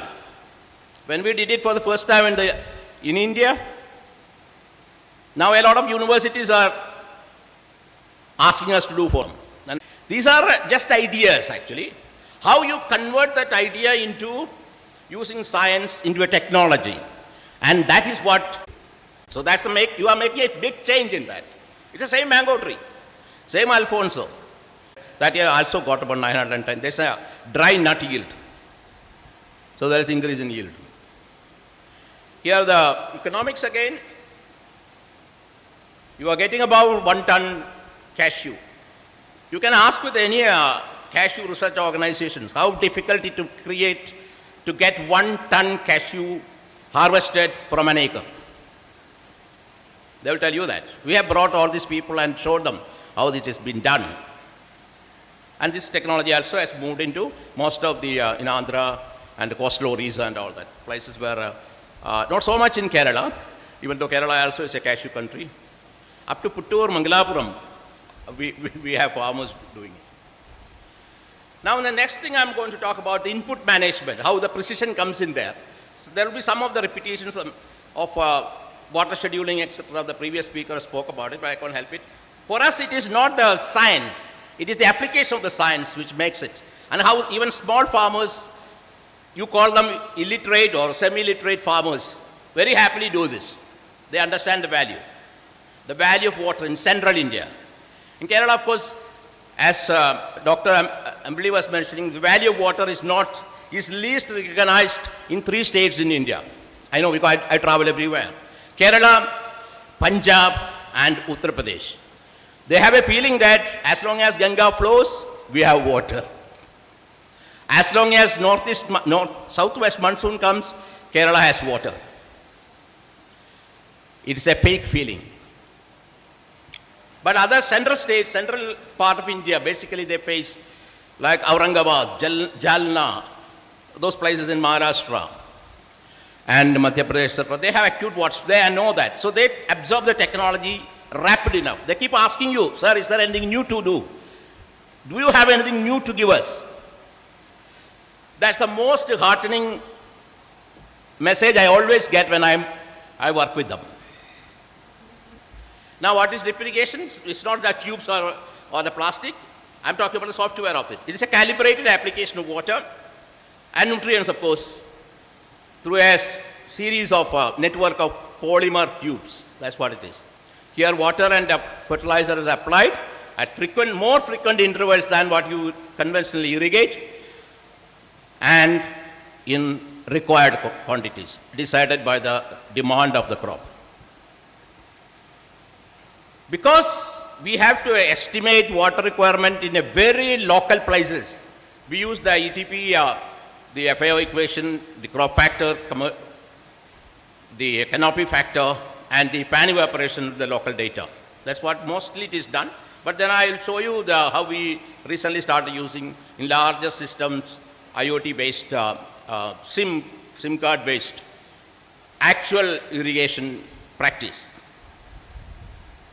So there is a scheduling, it's the same thing. Scheduling is actually how much water and when.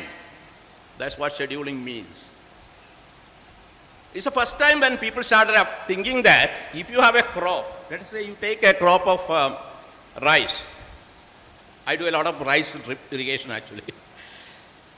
When the first 1 week old rice plants and a 2-month-old rice plant, their water requirement is different. But nobody understands that. They just fill up the farm, fill up the land. That's what it rises when irrigated. Just because the plants are standing there, they take what they want. But that is not irrigation. That is criminalization of water use. These things have to change. And we have to go through this. Otherwise, by 2050, most of our 1143 billion cubic fresh water, that is the fresh water of India, India as a landmass, 1,143 billion cubic meter. We would have used completely, and by 2050, we have to mine Arabian Sea or send somebody to the moon to mine water from there. That's the situation which we are facing. We are still, population is growing, our practices are not changing. We keep using it. If as a personal bank account holder, the bank will not allow me to use money beyond my account. But if you are a government, you can use money as much as you want. The banks won't tell you anything. That's a very interesting thing. That's why most of the governments are under heavy debt. But for water, that is not the case. It just stops. Now this is the equation for the estimation, which we are regularly using. Most of our design engineers and agronomists, they do. Even for small villages, for farmer to farmer, there is variation and all that. I just show the ASTM PANIVA perimeter, that is the base data we are using. Then you have the crop factor, which changes with that's the water requirement ratio of the crop, which changes with the age of the crop, and also it changes with the size of the crop. That's why canopy has a role. Just for making people understand what canopy is, I just chose this photograph of the shadow of a tree when the sun is at the zenith. That shows the canopy. Now that is the way it's been going on. It will continue to go on like that for many years to come. But now we have the IoT-based SIM card, which we have first introduced in South India in one of the tea plantations in Kunur. Here, soil moisture sensors are put in the tea garden. You can see, you can see clearly in that map, in that photograph. And they are all connected to a small solar cell-operated SIM card, which communicates with our pumping house where the other equipments are located. And that gives the direction, and you can see on the computer, the odometer-like diagram which I showed you on the bottom, it shows that. In this case, the needle is at 75. Actually, when this measurement was done, it was raining. You don't have to irrigate. So obviously the irrigation was not working, but the soil moisture meters are showing us there is excess moisture about 40 centimeter below that's where where the tea root system goes for exploiting. So the moment it comes to the green and then the red in the beginning, the soil is drying, the system will get a command from through the wireless IoT, that's internet, and then it will start the pump. So this is probably the latest technology applied to irrigate. In fact, we have large such systems in Maharashtra, in the north, in Punjab and all that. The southern one, which we have done, is for the tea. A lot of people are getting interested. Now, irrigation timing. We do a lot of root sensors. By the way, I work not only in India, I work for several countries for this irrigation and fertigation. So we use, in the US farms, we put root sensors. That's what we have seen, and then you can read out the sensor reading also. You can connect it to the other. So the entire irrigation, which whatever crop you do, is controlled by the actual moisture status of the soil. That is the nearest to get into the reality.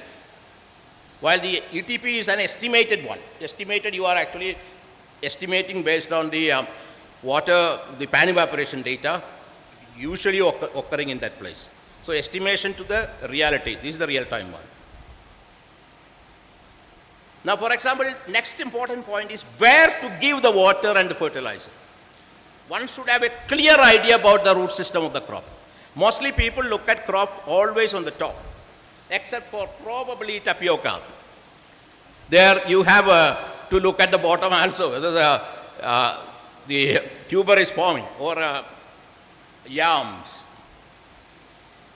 But in our case, we have to look at where the roots are, because that is where close to that, whether you are subsurface drip irrigation or subsurface irrigation or your surface irrigation, it is pointed to application, because you are applying only precise quantity just for the crop as its demand.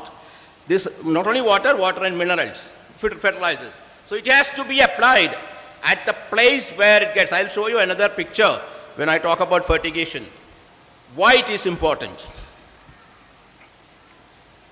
Now there's fertigation, which basically applying nutrients, water-soluble nutrients through irrigation system. Now there is an interesting thing about it. Sometimes many things we study in our graduation or maybe post-graduation or even intermediate classes as part of science, biophysics or biochemistry will get very good application when you really bring it to the core of agriculture application. For example, we know that there are three ways minerals will disperse into the soil. One is dispersion, there is convection, is a mass flow with the water, so there is diffusion from a higher concentration to a lower concentration. That is what diffusion is. And interestingly, movement of nitrogen is convection, is mass flow. And nitrogen, that is why when fertigation science started, we started using urea as fertilizer, which is available, it's highly 100% water soluble. And then you get very high concentration, very low concentration of the nitrogen containing water reaching everywhere.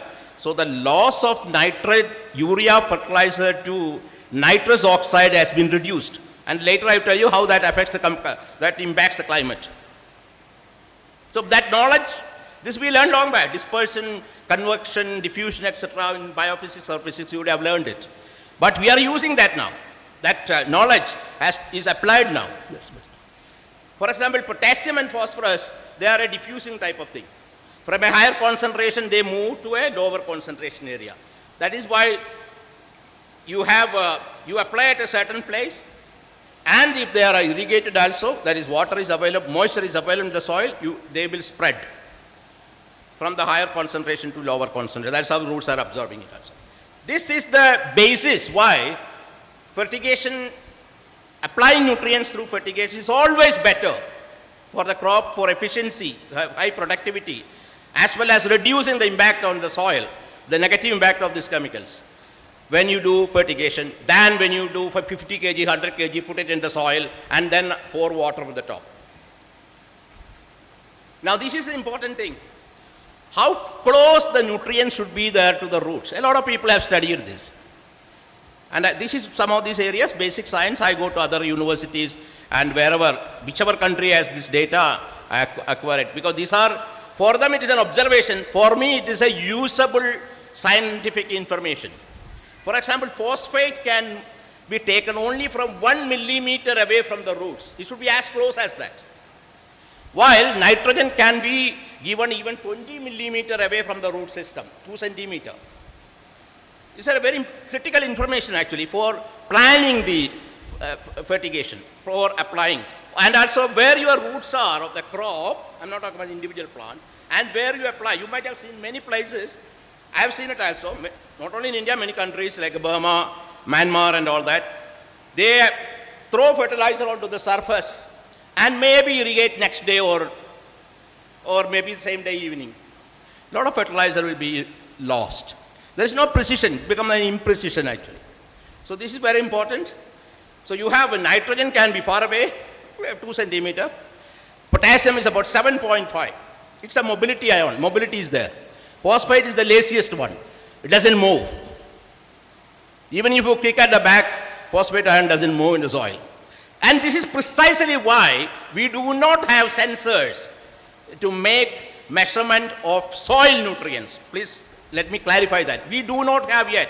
We are working with IISc Bangalore and MIT in the USA. Can we have sensors for nutrients in the soil? Then my IoT I can be 100% successful. We don't have it actually. What we measure in terms of nitrogen is actually through satellite data, or we are now using Dutch collaboration, we are using a program called RiWatch, which they take hourly or periodical pictures and we assess the nitrogen in the leaf color. Just like traditionally farmers use for paddy growing. Whether the nitrogen is enough or you have to apply more, and that's it. So beyond that, we do not have. If anybody is saying they have, I can challenge them. They do not have sensors for measuring elemental minerals in the soil. That's the weakness of the current precision farming. That's the way the movements, because again, another sandy, the soil texture comes into the role. We need soluble fertilizers, they are available. Urea, of course, you know, is conventional fertilizer, it is water soluble, so nitrogen an issue, not an issue. Then you have potassium, you have potassium sulfate, potassium chloride, MOP, which you usually have in pink in color, is not water soluble. You have potassium sulfate and potassium nitrate, very expensive fertilizers available. Phosphate, you have monoammonium phosphate. And some research, Tamil Nadu Agriculture University some long back carried out. If you do fertigation using water soluble, your efficiencies of the fertilizer use goes up tremendously compared to your soil application and irrigation separate. That is, nitrogen goes from 50, 60 to 95, and this is their data. I'm just using it to show that how efficiency gets into the precision farming. So basically, to improve fertilizer use efficiency, you have to use optimal dose. That's very important, how much you use. So for that, you have to look at the crop removal data. We do that, crop removal data to produce 1 ton of a produce. Then we add on to that how many tons you want to produce. Based on that, you can do it. It is practical. Then you can do that's a target yield based fertilizer application. Then you have to keep a maintain field capacity. The fertilizer have to be absorbed. That is the beauty about micro irrigation or drip irrigation. It keeps the water always steady. There are no ups and downs, drying and too much wetting. No. So that's the best root rhizosphere environment to get the highest absorption possible. Then you can have micronutrients in the management plan. You can add that. You can increase the organic manure, etc. You can add to the soil. It helps. Especially you have to have this C/N ratio maintained. So anybody thinks that if I'm doing fertigation, I don't have to use cow dung or farmyard manure, that is wrong. You need to have enough carbon, then only the nitrogen will give you the effect, for example. Now I'm worked for several years on this, and I published 2 books on this, which most farmers, growers, and some scientific institutions find useful. One is fertigation. What is the fertigation science? The second one is scheduling. So about 63 crops are covered in this. This is actually for the grower, for the farmer. When he gets a fertilizer, when to use, how much to use, that's what it is. So that is there. And this is the change we are making. This picture, even though I didn't come here to talk about onion, this is the best picture. The conventional agriculture on the left side and the precision farming on the right side. You can make your own conclusions on the resource use, including land and water. Now, what are the measurable outputs from adoption of precision farming? You get about productivity increase. Sometimes it's actually as double. In sugarcane, it goes about 300%. And 95% of the produce is marketable. In other words, the wastage or the non-selected part of the thing will be far less. Selected to sell is be less. In certain cases, you can have an extended period of harvest. You can match it with your market absorption ability. I mean, some of you are economists in this, you will understand what I'm saying. Production also can be made possible in extreme climates. Like when frost occurs, for potato crop in Punjab, we can still do with the precision farming technology, with the least damage. Like that. There is a water economy, fertilizer economy, and electricity economy also is there. Now I'm talking about the planters, high value alternate crops. What do they want now? Now if you go to any, I change to another topic now. Any plantation of tea, coffee, or even rubber, you will see a lot of other crops also growing. It is there, nobody needs to tell them. For example, you go to in Coorg, Tata Coffee's plantations, you will see lots and lots of jackfruit trees there. We went in there, you know why? Because Jain is one of the largest processed jackfruit exporter also. I'm not talking about chips, it is actually beyond that. Jackfruit is as good as a non-vegetarian meat in certain countries when you do early processing and then, okay. So we wanted a lot of volumes of jackfruit at the early stage. So we went into Tata Coffee's garden and we looked at that. So it is they are growing it. But the problem I find is that many places, many planters, they may agree with me or they may not agree with me. I don't, personally a lot of friends I have, so I don't want to get them upset with me. The management of that crop, alternate crop, a lot to be desired. It is there. So somebody will say, oh, it is there, you know, elephants come because the jackfruits are all in fruiting, elephants get into that plant. There is actually a, what should I say, a bit of lack of importance given to these crops. Now, this is changing. Because the conventional plantation crops are not giving the expected incomes and the expenditure is mounting up, all types of expenditure, power expenditure. Because you have to irrigate more now plantations because of the water shortage and the long droughts and all that. So, they want to have alternate incomes now. When alternate incomes are expected, you have to manage the alternate crop also as seriously as your main crop. That's the point. I was asked to make it by a hidden planter. I have his support.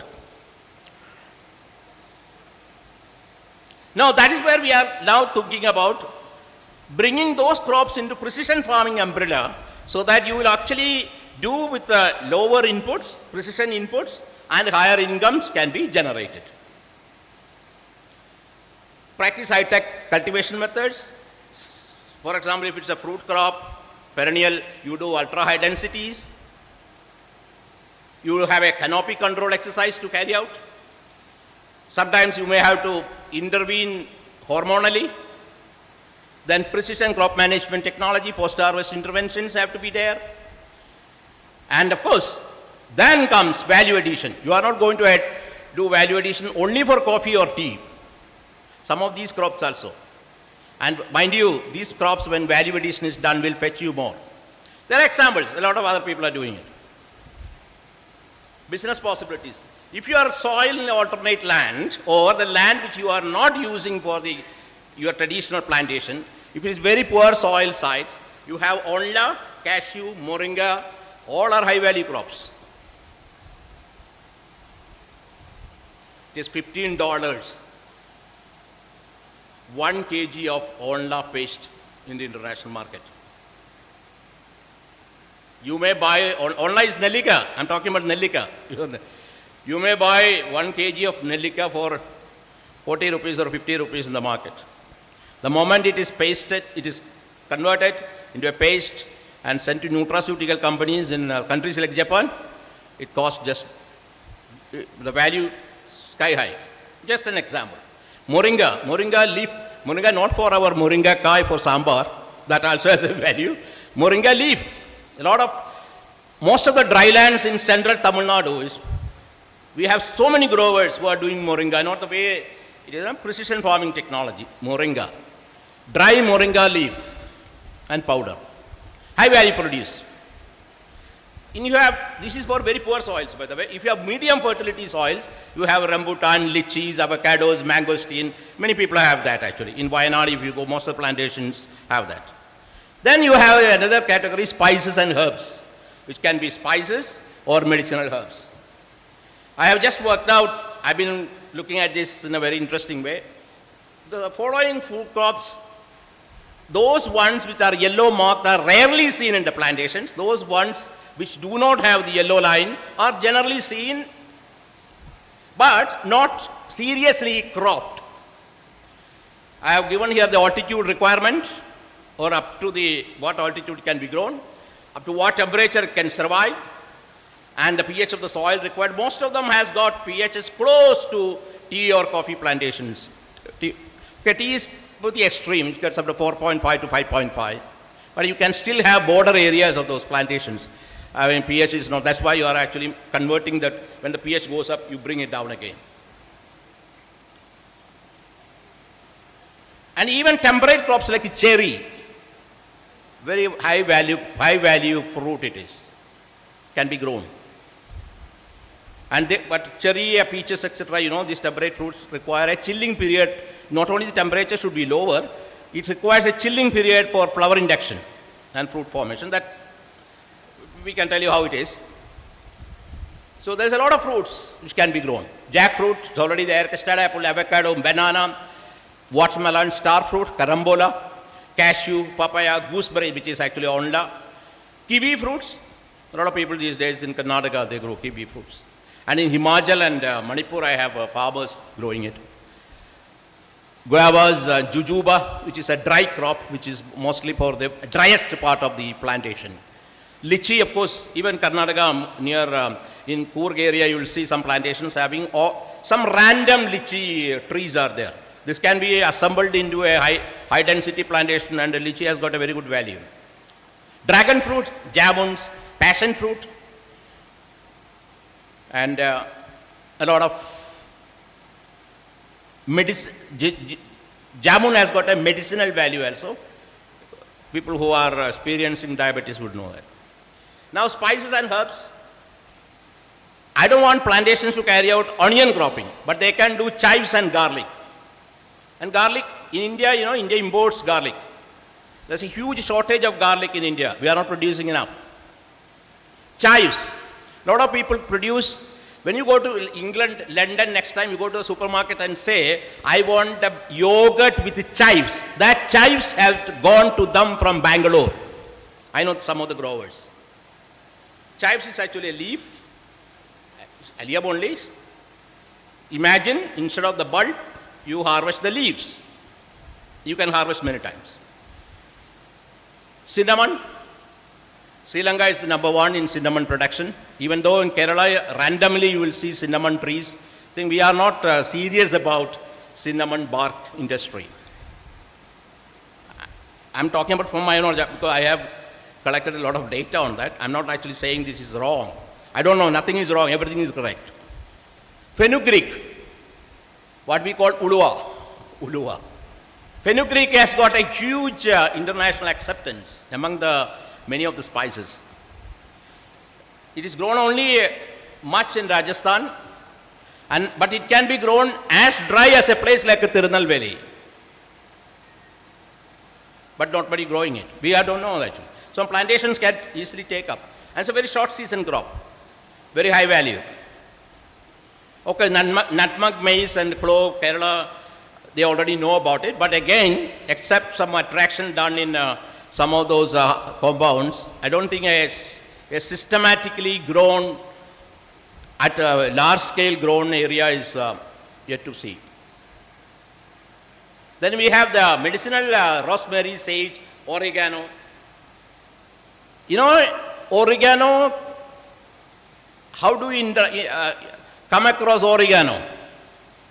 If you had eaten pizza any time in your life from a good place, you have eaten oregano.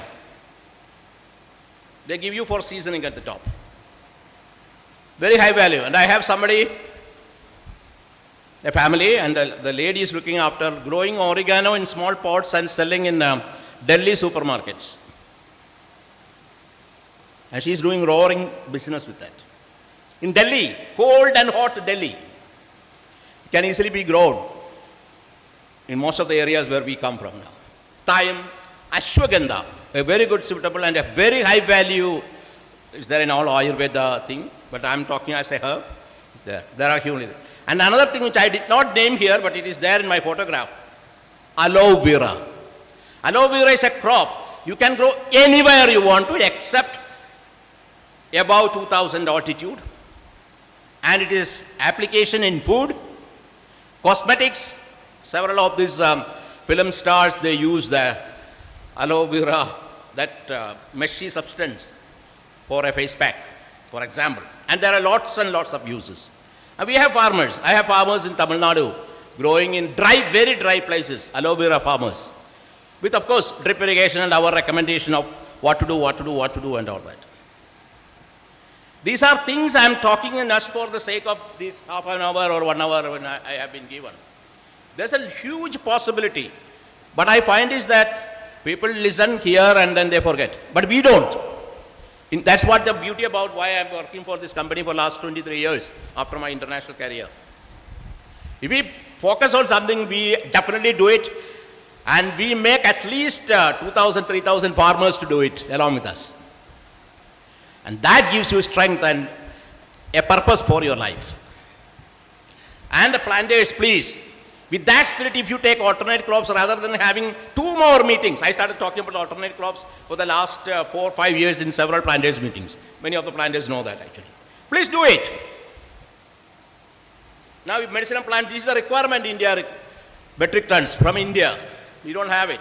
Aloe vera, number 1. Plantago. Plantago is that grown in Gujarat, which you use when you have constipation. Isabago. Senna, most of the southern Tamil Nadu, Tirunelveli, Madurai, all the dry lands, they grow it. Ashwagandha, of course, Piper longum, Pipali. We don't grow huge Pipali production, we don't have it. We need about 5,000 tons. Osimum, and of course, Adatoda. Adatoda is only for the Ayurveda medicine you will see. Many people, they run around when you have it, traditionally speaking, when you have a ear pain, they look for the leaves. Now, I'm going to talk about one crop which probably can have a lot of potential precision farming, but it is new. It's including its use as a food is new. That is avocado. Many people have started. We have, as I said, some Karnataka plantations are planting, and I have some African planters who are taking technology from us to do avocado. They already know about avocado, by the way. In Africa, most of the southern and West Africa, you can buy avocado fruits. You don't have it. It's a very, even if you do poorly, you make about 6,000 rupees per tree from the 5th and 6th year. If you do grafted ones, you get faster flower formation and fruit formation. If you raise it from seed, you wait for 7 to 8 years. I'm talking about ultra high density plantation, not the traditional plantation here and there with a 12 meter or 14 meter. Wasting land for several years till the tree picks up growth and covers it. The picture we have shown is an ultra high density with a drip. Very poor soil quality, but it grows very well. You have high density planting to increase the productivity. The success is dependent on the use of methods to control shoot growth. We have to use certain hormones, which is already known. We use the same for mango. And the standard density right now is available in India, 400 trees per hectare, 5 by 5 meter. We suggest 800 trees, 4 by 3, or 1,250 trees, 4 by 2 meter. It's grown in many of the southern African countries and in southern American countries also very well. They have been doing for a long time. Nursery planting material, softwood grafting is the most ideal one to start the plantation.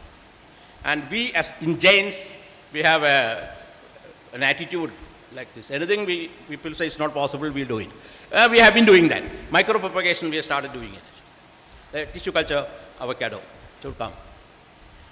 Training and pruning is very important for that. Even though minor pruning is required to induce flowering and keep the canopy within your control. You do early training you create a branching pattern, avoiding mutual shading, this is more important, and selective limb removal, etc. You develop a central leader and then have branches. Mutual shading is avoided.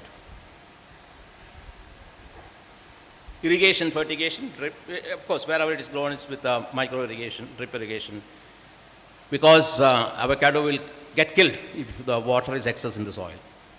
We have, I have worked out fertigation schedules for the people who are growing, whom I know. We fertigate something like 180 to 200 days in a year. Now, how precision farming, my third topic and the last topic, if I have taken more time, I apologize for that. This is more important part. How precision farming reduces the impact of agriculture on climate change. It's not the vice versa. We have human activities causes greenhouse gas emission. We know about it actually. Flooded rice paddies, classic example, methane. Of course, then the keeping animals, cows and pigs, animal feed production, and chemical intensive food production. If you use more urea, like 100 kg urea in one shot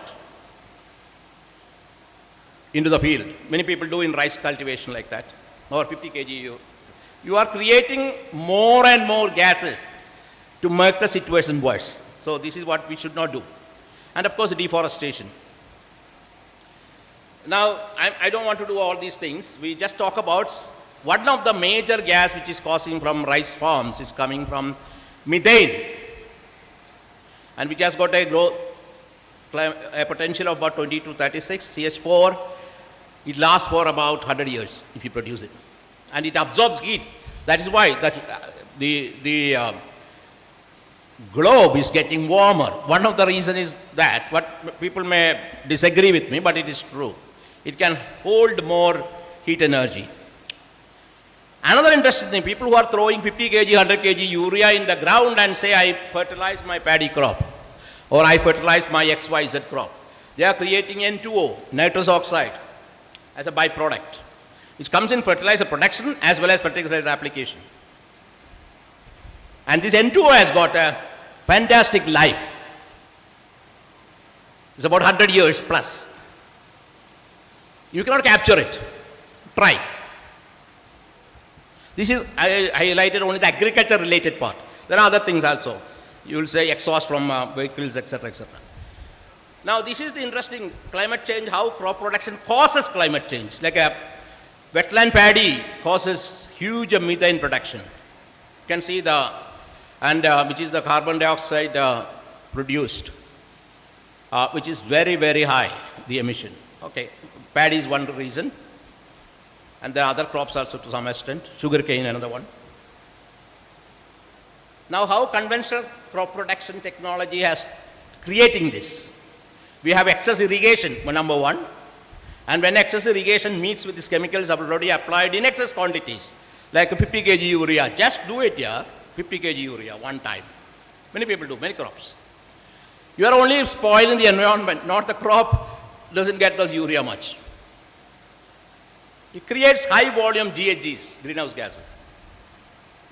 Conventional application of urea, even 2 splits, creates a high mineral load, and a high dose of nitrous oxide is produced, etc. So that's why in India specific, if you look at it, we have a soil moisture sufficient and increased carbon dioxide will boost crop productivity, we know. But higher carbon dioxide also stimulates photosynthesis, we know that. But I think they are not mutually exclusive. We actually create more carbon into the system. And the negative effect is rise in temperature, increase in temperature causes. So what happens, high rated interventions in agriculture is required to make it climate smart. We do water management, crop tolerance stresses and all that. Now this is an example, impact of micro irrigation on water saving. We know that micro irrigation will bring down water saving, etc., etc. So much is there. It's a huge data set I have just summarized it. But my worry is not that. My worry is here. The estimated energy saving is there. The green one, the estimated carbon dioxide emission. When you remove the excess water situation to micro irrigation, you are actually removing the possibility of high carbon dioxide buildup in the atmosphere. Many people don't know. This has been sort of studied actually. That's one of the plus point about the practicing micro irrigation. In other words, applying water as per the demand, the atmospheric demand or the crop demand, not excess.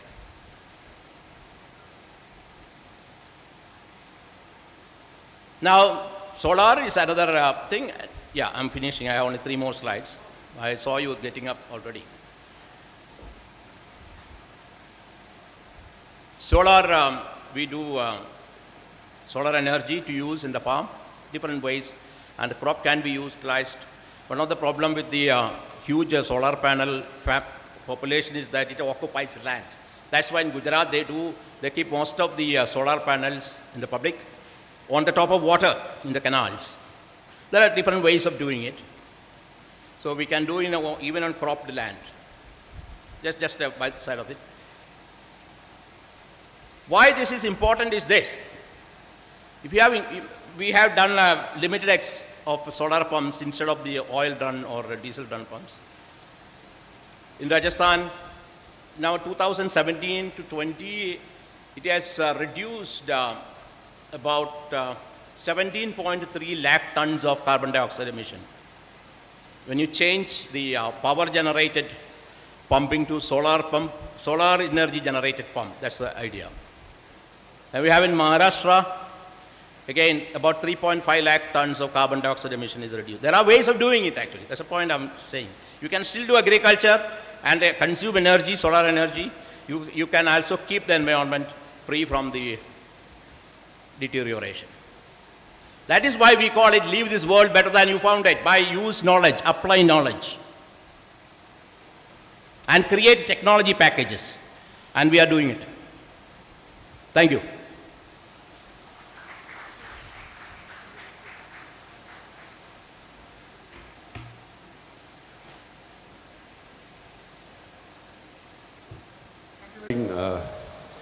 Doctor, what happens if you with excess moisture or you over irrigate?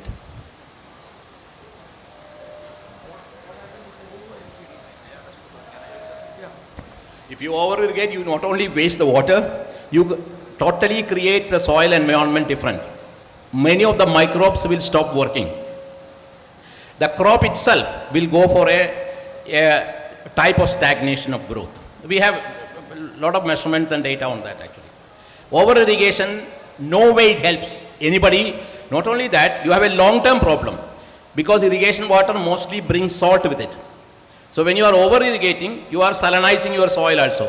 That is the only reason why after the Dr. Swaminathan's successful green revolution, Haryana and Punjab had salinity in their farm fields. They could not grow in many places wheat and rice, which is the major reason for, at that time green revolution was an essential requirement for India, but later we paid a price for it.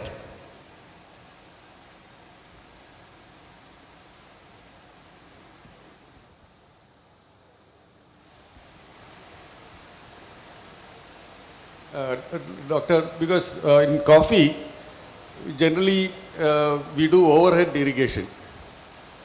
And sometimes, and I have drip irrigation also in coffee. So what I do is once I irrigate overhead, then I use drip irrigation for backing.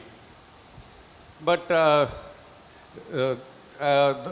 have not been able to get any high production, but I am able to maintain stability in the production. From, as you know, it is a biennial crop. 1 year you get a good crop, next year it drops.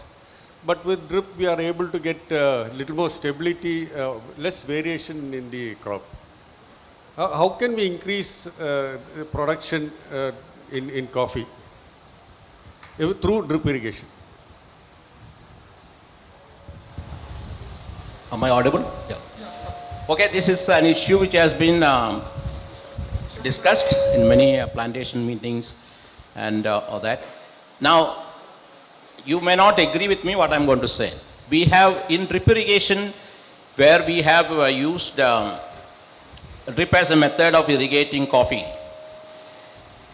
There is no event of sprinkler irrigation.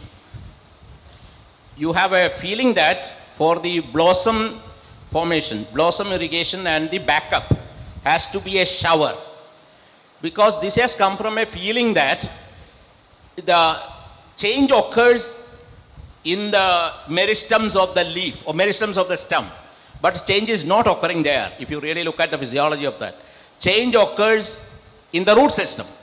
So once you keep the root system, so what we do, the drip irrigated coffee growers, what I ask them is that during the period you want to give the blossom irrigation and the backup irrigation, you don't irrigate. Till that time they were irrigating based on the water requirement chart we prepare and give them. But during that time, you irrigate 4 times, so that all the root system will get through a sudden excess water that they get shaken. So that is the one which is inducing flowering. And even though I said this and many farmers, many growers do it, I still find technicality of that is not fully accepted by the planters. So you don't need a sprinkler irrigation. To prove this point, because people feel that the water should be falling on the foliage. What I'm saying, you don't have to. I have a wonderful example of this in Coorg. One of the coffee planter with whom I work, and he also worked on alternate crops. What he has done is that he said, I will use sprinkler just to prove it has to be a shower. But he put the shower below the coffee bushes. Please understand. So water, small micro sprinklers, we kept it below the coffee bushes, so that when it runs, water will not go above the canopy. Water will fall only on the ground. And he got good flower initiation and all that. That's a wonderful case. Mr. Mohan, his name is, he was ready with us to try this, and he's doing that.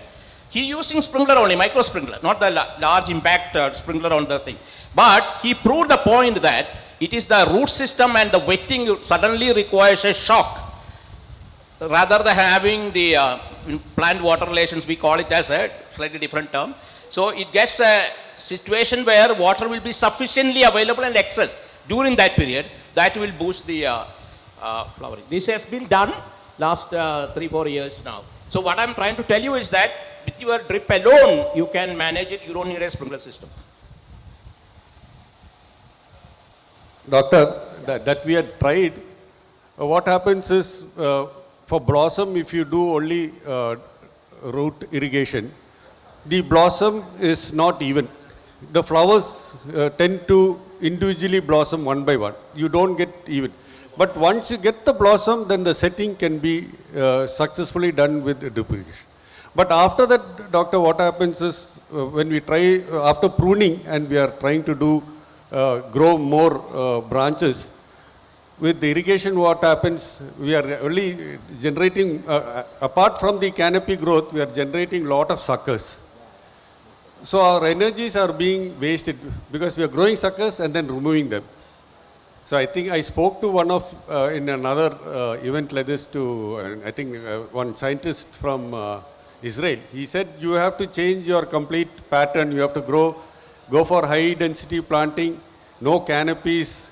You do stem. He said, I don't know anything about coffee, but if you want drip irrigation to work successfully, you have to change your entire traditional method. With Arabica coffee, you can do what he was saying. In fact, I work in Brazil quite a lot with the coffee growers. And Brazil is an Arabica country. They don't grow much Robusta, but India we have a Robusta more. In Arabica, because of the canopy is smaller, which what he said is right, it works out that actually. You don't have an excess water. But Robusta still requires, because your canopy, leaf, everything is large for the Robusta coffee. You know it actually. So Robusta, we could not prove that so far.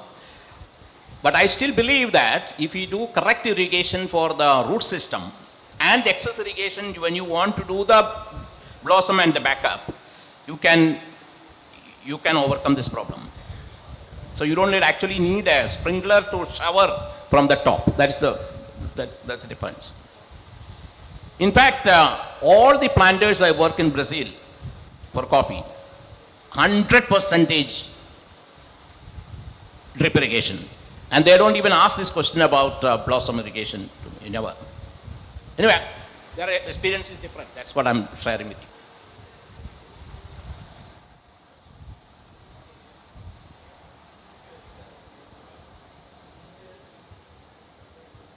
Anybody else ask any question for both the speakers, for either of the speakers?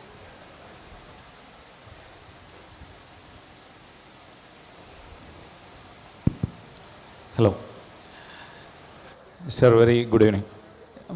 Sir, my question from the teacher, Calicut.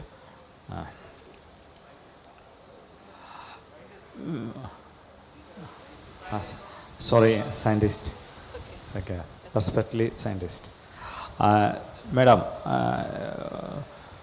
I talk to Malaya. Madam, totally globally, Logatagamana, Pragradiod, Pragradiya വേദനിപ്പിക്കുന്ന ഒരു അവസ്ഥ ഉണ്ട്. പക്ഷേ എന്നിരുന്നാലും madam ഇന്ന് പുതുതായി വരുന്ന ബിൽഡിങ്ങുകൾ, പുതുതായി ഉണ്ടാവുന്ന വീടുകൾ, അതുപോലെ ഇൻഡസ്ട്രി, വ്യവസായ വകുപ്പിൻ്റേതാണെങ്കിലും അല്ലെങ്കിൽ സാമൂഹികമായി പൊതുവെ ആളുകൾ ഉണ്ടാക്കുന്ന വീട് ഒക്കെ ആണെങ്കിൽ എല്ലാവിടെയും പൊതുവെ ലൈൻ പൈപ്പുകളാണ് ഉപയോഗിക്കുന്നത്. ലൈനിൽ വരുന്ന കോർപ്പറേഷൻ്റെയോ മുനിസിപ്പാലിറ്റിയുടെയോ ഒക്കെ ലൈനിൽ വരുന്ന ഭാരതപ്പുഴയിൽ നിന്ന് വരുന്ന വെള്ളമൊക്കെയാണ് പൊതുവെ ഉപയോഗിക്കുന്നത്. പല വീടുകളിലും കിണർ പോലുമില്ല, കുഴൽ കിണറില്ല, കുളമില്ല, തോടില്ല. ഈ ഒരു അവസ്ഥ സമൂഹത്തിൽ പൊതുവെ നിലനിന്ന് കഴിഞ്ഞാൽ ഏത് രീതിയിലായിരിക്കും മാഡം ഇതിനെ നോക്കിക്കാണുന്നത്? Okay, I appreciate environmental concern that you raise. ശരിക്കും കേരളത്തിനെ സംബന്ധിച്ചിടത്തോളം കിണറുകൾ യൂസ് ചെയ്യുന്നില്ല എന്ന് പറയാൻ പറ്റില്ല. കാരണം ഇന്ത്യയിലെ ഏറ്റവും അധികം കിണറുകളുടെ ഡെൻസിറ്റി ഉള്ള ഒരു സംസ്ഥാനമാണ് Kerala. Maybe because of our area. പക്ഷേ കൂടുതലും കിണറുകൾ ഉപയോഗിക്കുന്ന ഒരു സംസ്ഥാനം കൂടെയാണ് കേരളം. ഏറ്റവും ഞങ്ങളിപ്പം നടത്തിയ ഒരു സ്റ്റഡിയിൽ കേരളത്തിലെ എല്ലാ കിണറുകളിലും ബാക്ടീരിയോളജിക്കൽ കണ്ടാമിനേഷൻ, കാരണം കിണറുകളും വീടുകളും തമ്മിൽ ഒട്ടും അകലയില്ല. അപ്പോൾ ഇപ്പം ഞങ്ങൾ ഈ ഇടയ്ക്ക് നടത്തിയ 1-2 സ്റ്റഡീസിൽ വെള്ളം തീരെ ഉപയോഗിക്കാൻ പറ്റാത്ത രീതിയിൽ ഉള്ള ബാക്ടീരിയോളജിക്കൽ കണ്ടാമിനേഷനുള്ള കിണറുകളാണ്. പക്ഷേ അങ്ങനത്തെ സ്ഥലങ്ങളിൽ നമുക്ക് pipe to water supply depend ചെയ്തേ പറ്റുള്ളൂ. പിന്നെ പൈപ്പ് ടു വാട്ടർ സപ്ലൈ പറ്റില്ല എന്ന് പറയുന്ന ചില സ്ഥലത്ത് ഇപ്പം എല്ലാ സ്റ്റേറ്റ്സും ലക്ഷ്യം വയ്ക്കുന്ന 100% വാട്ടർ സപ്ലൈ കൊടുക്കണം എന്നുള്ളത്, even for rural water supply also. അത് തന്നെയാണ് ഇപ്പോഴത്തെ നമ്മുടെ ജൽജീവൻ മിഷൻ്റെയും ഒരു മാൻഡേറ്റ് എന്ന് പറയുന്നത്. It's not just that. കാരണം കിണറുകൾ ഇല്ല എന്നുള്ളത് മാത്രമല്ല, ഗ്രൗണ്ട് വാട്ടർ ടേബിളിൻ്റെ ഒരു ഡിക്ലൈൻ ഉണ്ടാകുന്ന ഒരു സമയത്ത് നമുക്ക് ബാക്കിയുള്ള എസ്പെഷ്യലി ഇപ്പോൾ ഉള്ള ഒരു ഗ്രൗണ്ട് വാട്ടർ ടേബിൾ മെയിൻറ്റെയിൻ ചെയ്യാൻ അല്ലെങ്കിൽ എക്സ്പ്ലോറേഷൻ കുറയ്ക്കാൻ വേണ്ടിയിട്ടും depending on ground water has to be very much reduced. പിന്നെ നമ്മളിപ്പം നമ്മുടെ ഒരു ഓവർ എക്സ്പ്ലോയിറ്റഡ് ആയിട്ടുള്ള സ്ഥലങ്ങളില്ല എന്ന് പറയുന്നുണ്ടെങ്കിലും അല്ലെങ്കിൽ ക്രിട്ടിക്കൽ ഏരിയാസ്, ഗ്രൗണ്ട് വാട്ടറിനെ സംബന്ധിച്ചിടത്തോളം ക്രിട്ടിക്കൽ ഏരിയാസ് ഇല്ല എന്ന് പറയുന്നുണ്ടെങ്കിലും ഭാവിയിൽ അങ്ങനെ ഒരു സിറ്റുവേഷൻ വന്നുകൂടായികയില്ല. കാരണം നമ്മളിപ്പം നമ്മുടെ നോർത്ത് വെസ്റ്റിലൊക്കെ കണ്ടുവരുന്ന ഒരു ഇതാണ് സംഗതി.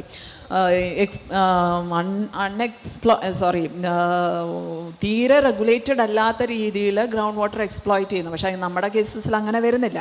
പിന്നെ ഒരു കാര്യം പറയുന്നത്, എല്ലായിടത്തും കിണർ ഒരു ഫീസിബിൾ ആയിട്ടുള്ള ഓപ്ഷൻ അല്ല. കാരണം പല ഷാലോ ഗ്രൗണ്ട് വാട്ടർ ടേബിളൊക്കെ പലതും കണ്ടാമിനേറ്റഡ് ആണ്.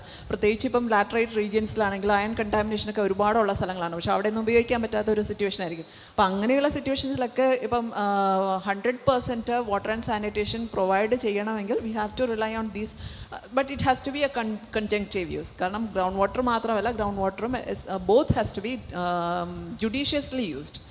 ഉള്ള സ്ഥലത്ത് ഗ്രൗണ്ട് വാട്ടർ യൂസ് ചെയ്യുക ആൻഡ് ഇല്ലാത്ത സ്ഥലത്ത് because we have to provide water to the people, right? കാരണം എപ്പോഴും water and sanitation is the first the foremost thing that we have to do if you want to achieve sustainability. Sustainable development goals ഒന്ന് തന്നെയാണ് water and sanitation. 100% water and sanitation. ഇപ്പോൾ MDGs നമ്മൾ water and സാനിറ്റേഷൻ്റെ goal achieve ചെയ്തു എന്ന് പറയുന്നെങ്കിലും ഇപ്പോഴും പലയിടത്തും ഇപ്പോൾ water and sanitation related health issues ഒക്കെ ഇപ്പോഴും ഉള്ള സ്ഥലങ്ങളാണ്. Kerala is not far behind dum.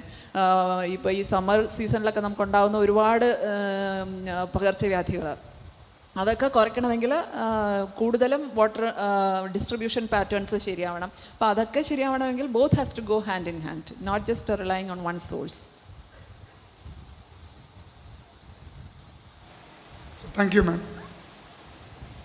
So, any other question you can ask after this meeting. They'll be here. കുറച്ച് നേരം ഉണ്ടാവും. പൈസ കളഞ്ഞിട്ട് നമുക്ക് സംസാരിക്കാം. So we come to the end of the seminar sessions. I wish to thank Dr. Soman and Zambuli for coming this afternoon and giving your insightful speech. We hope that we'll be able to use all this information for the betterment of plantations.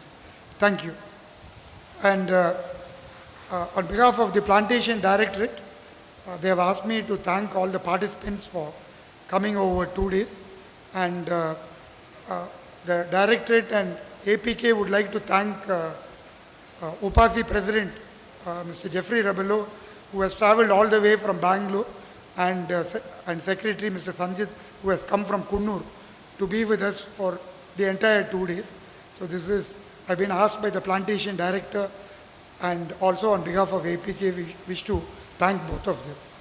So with this we conclude. Thank you.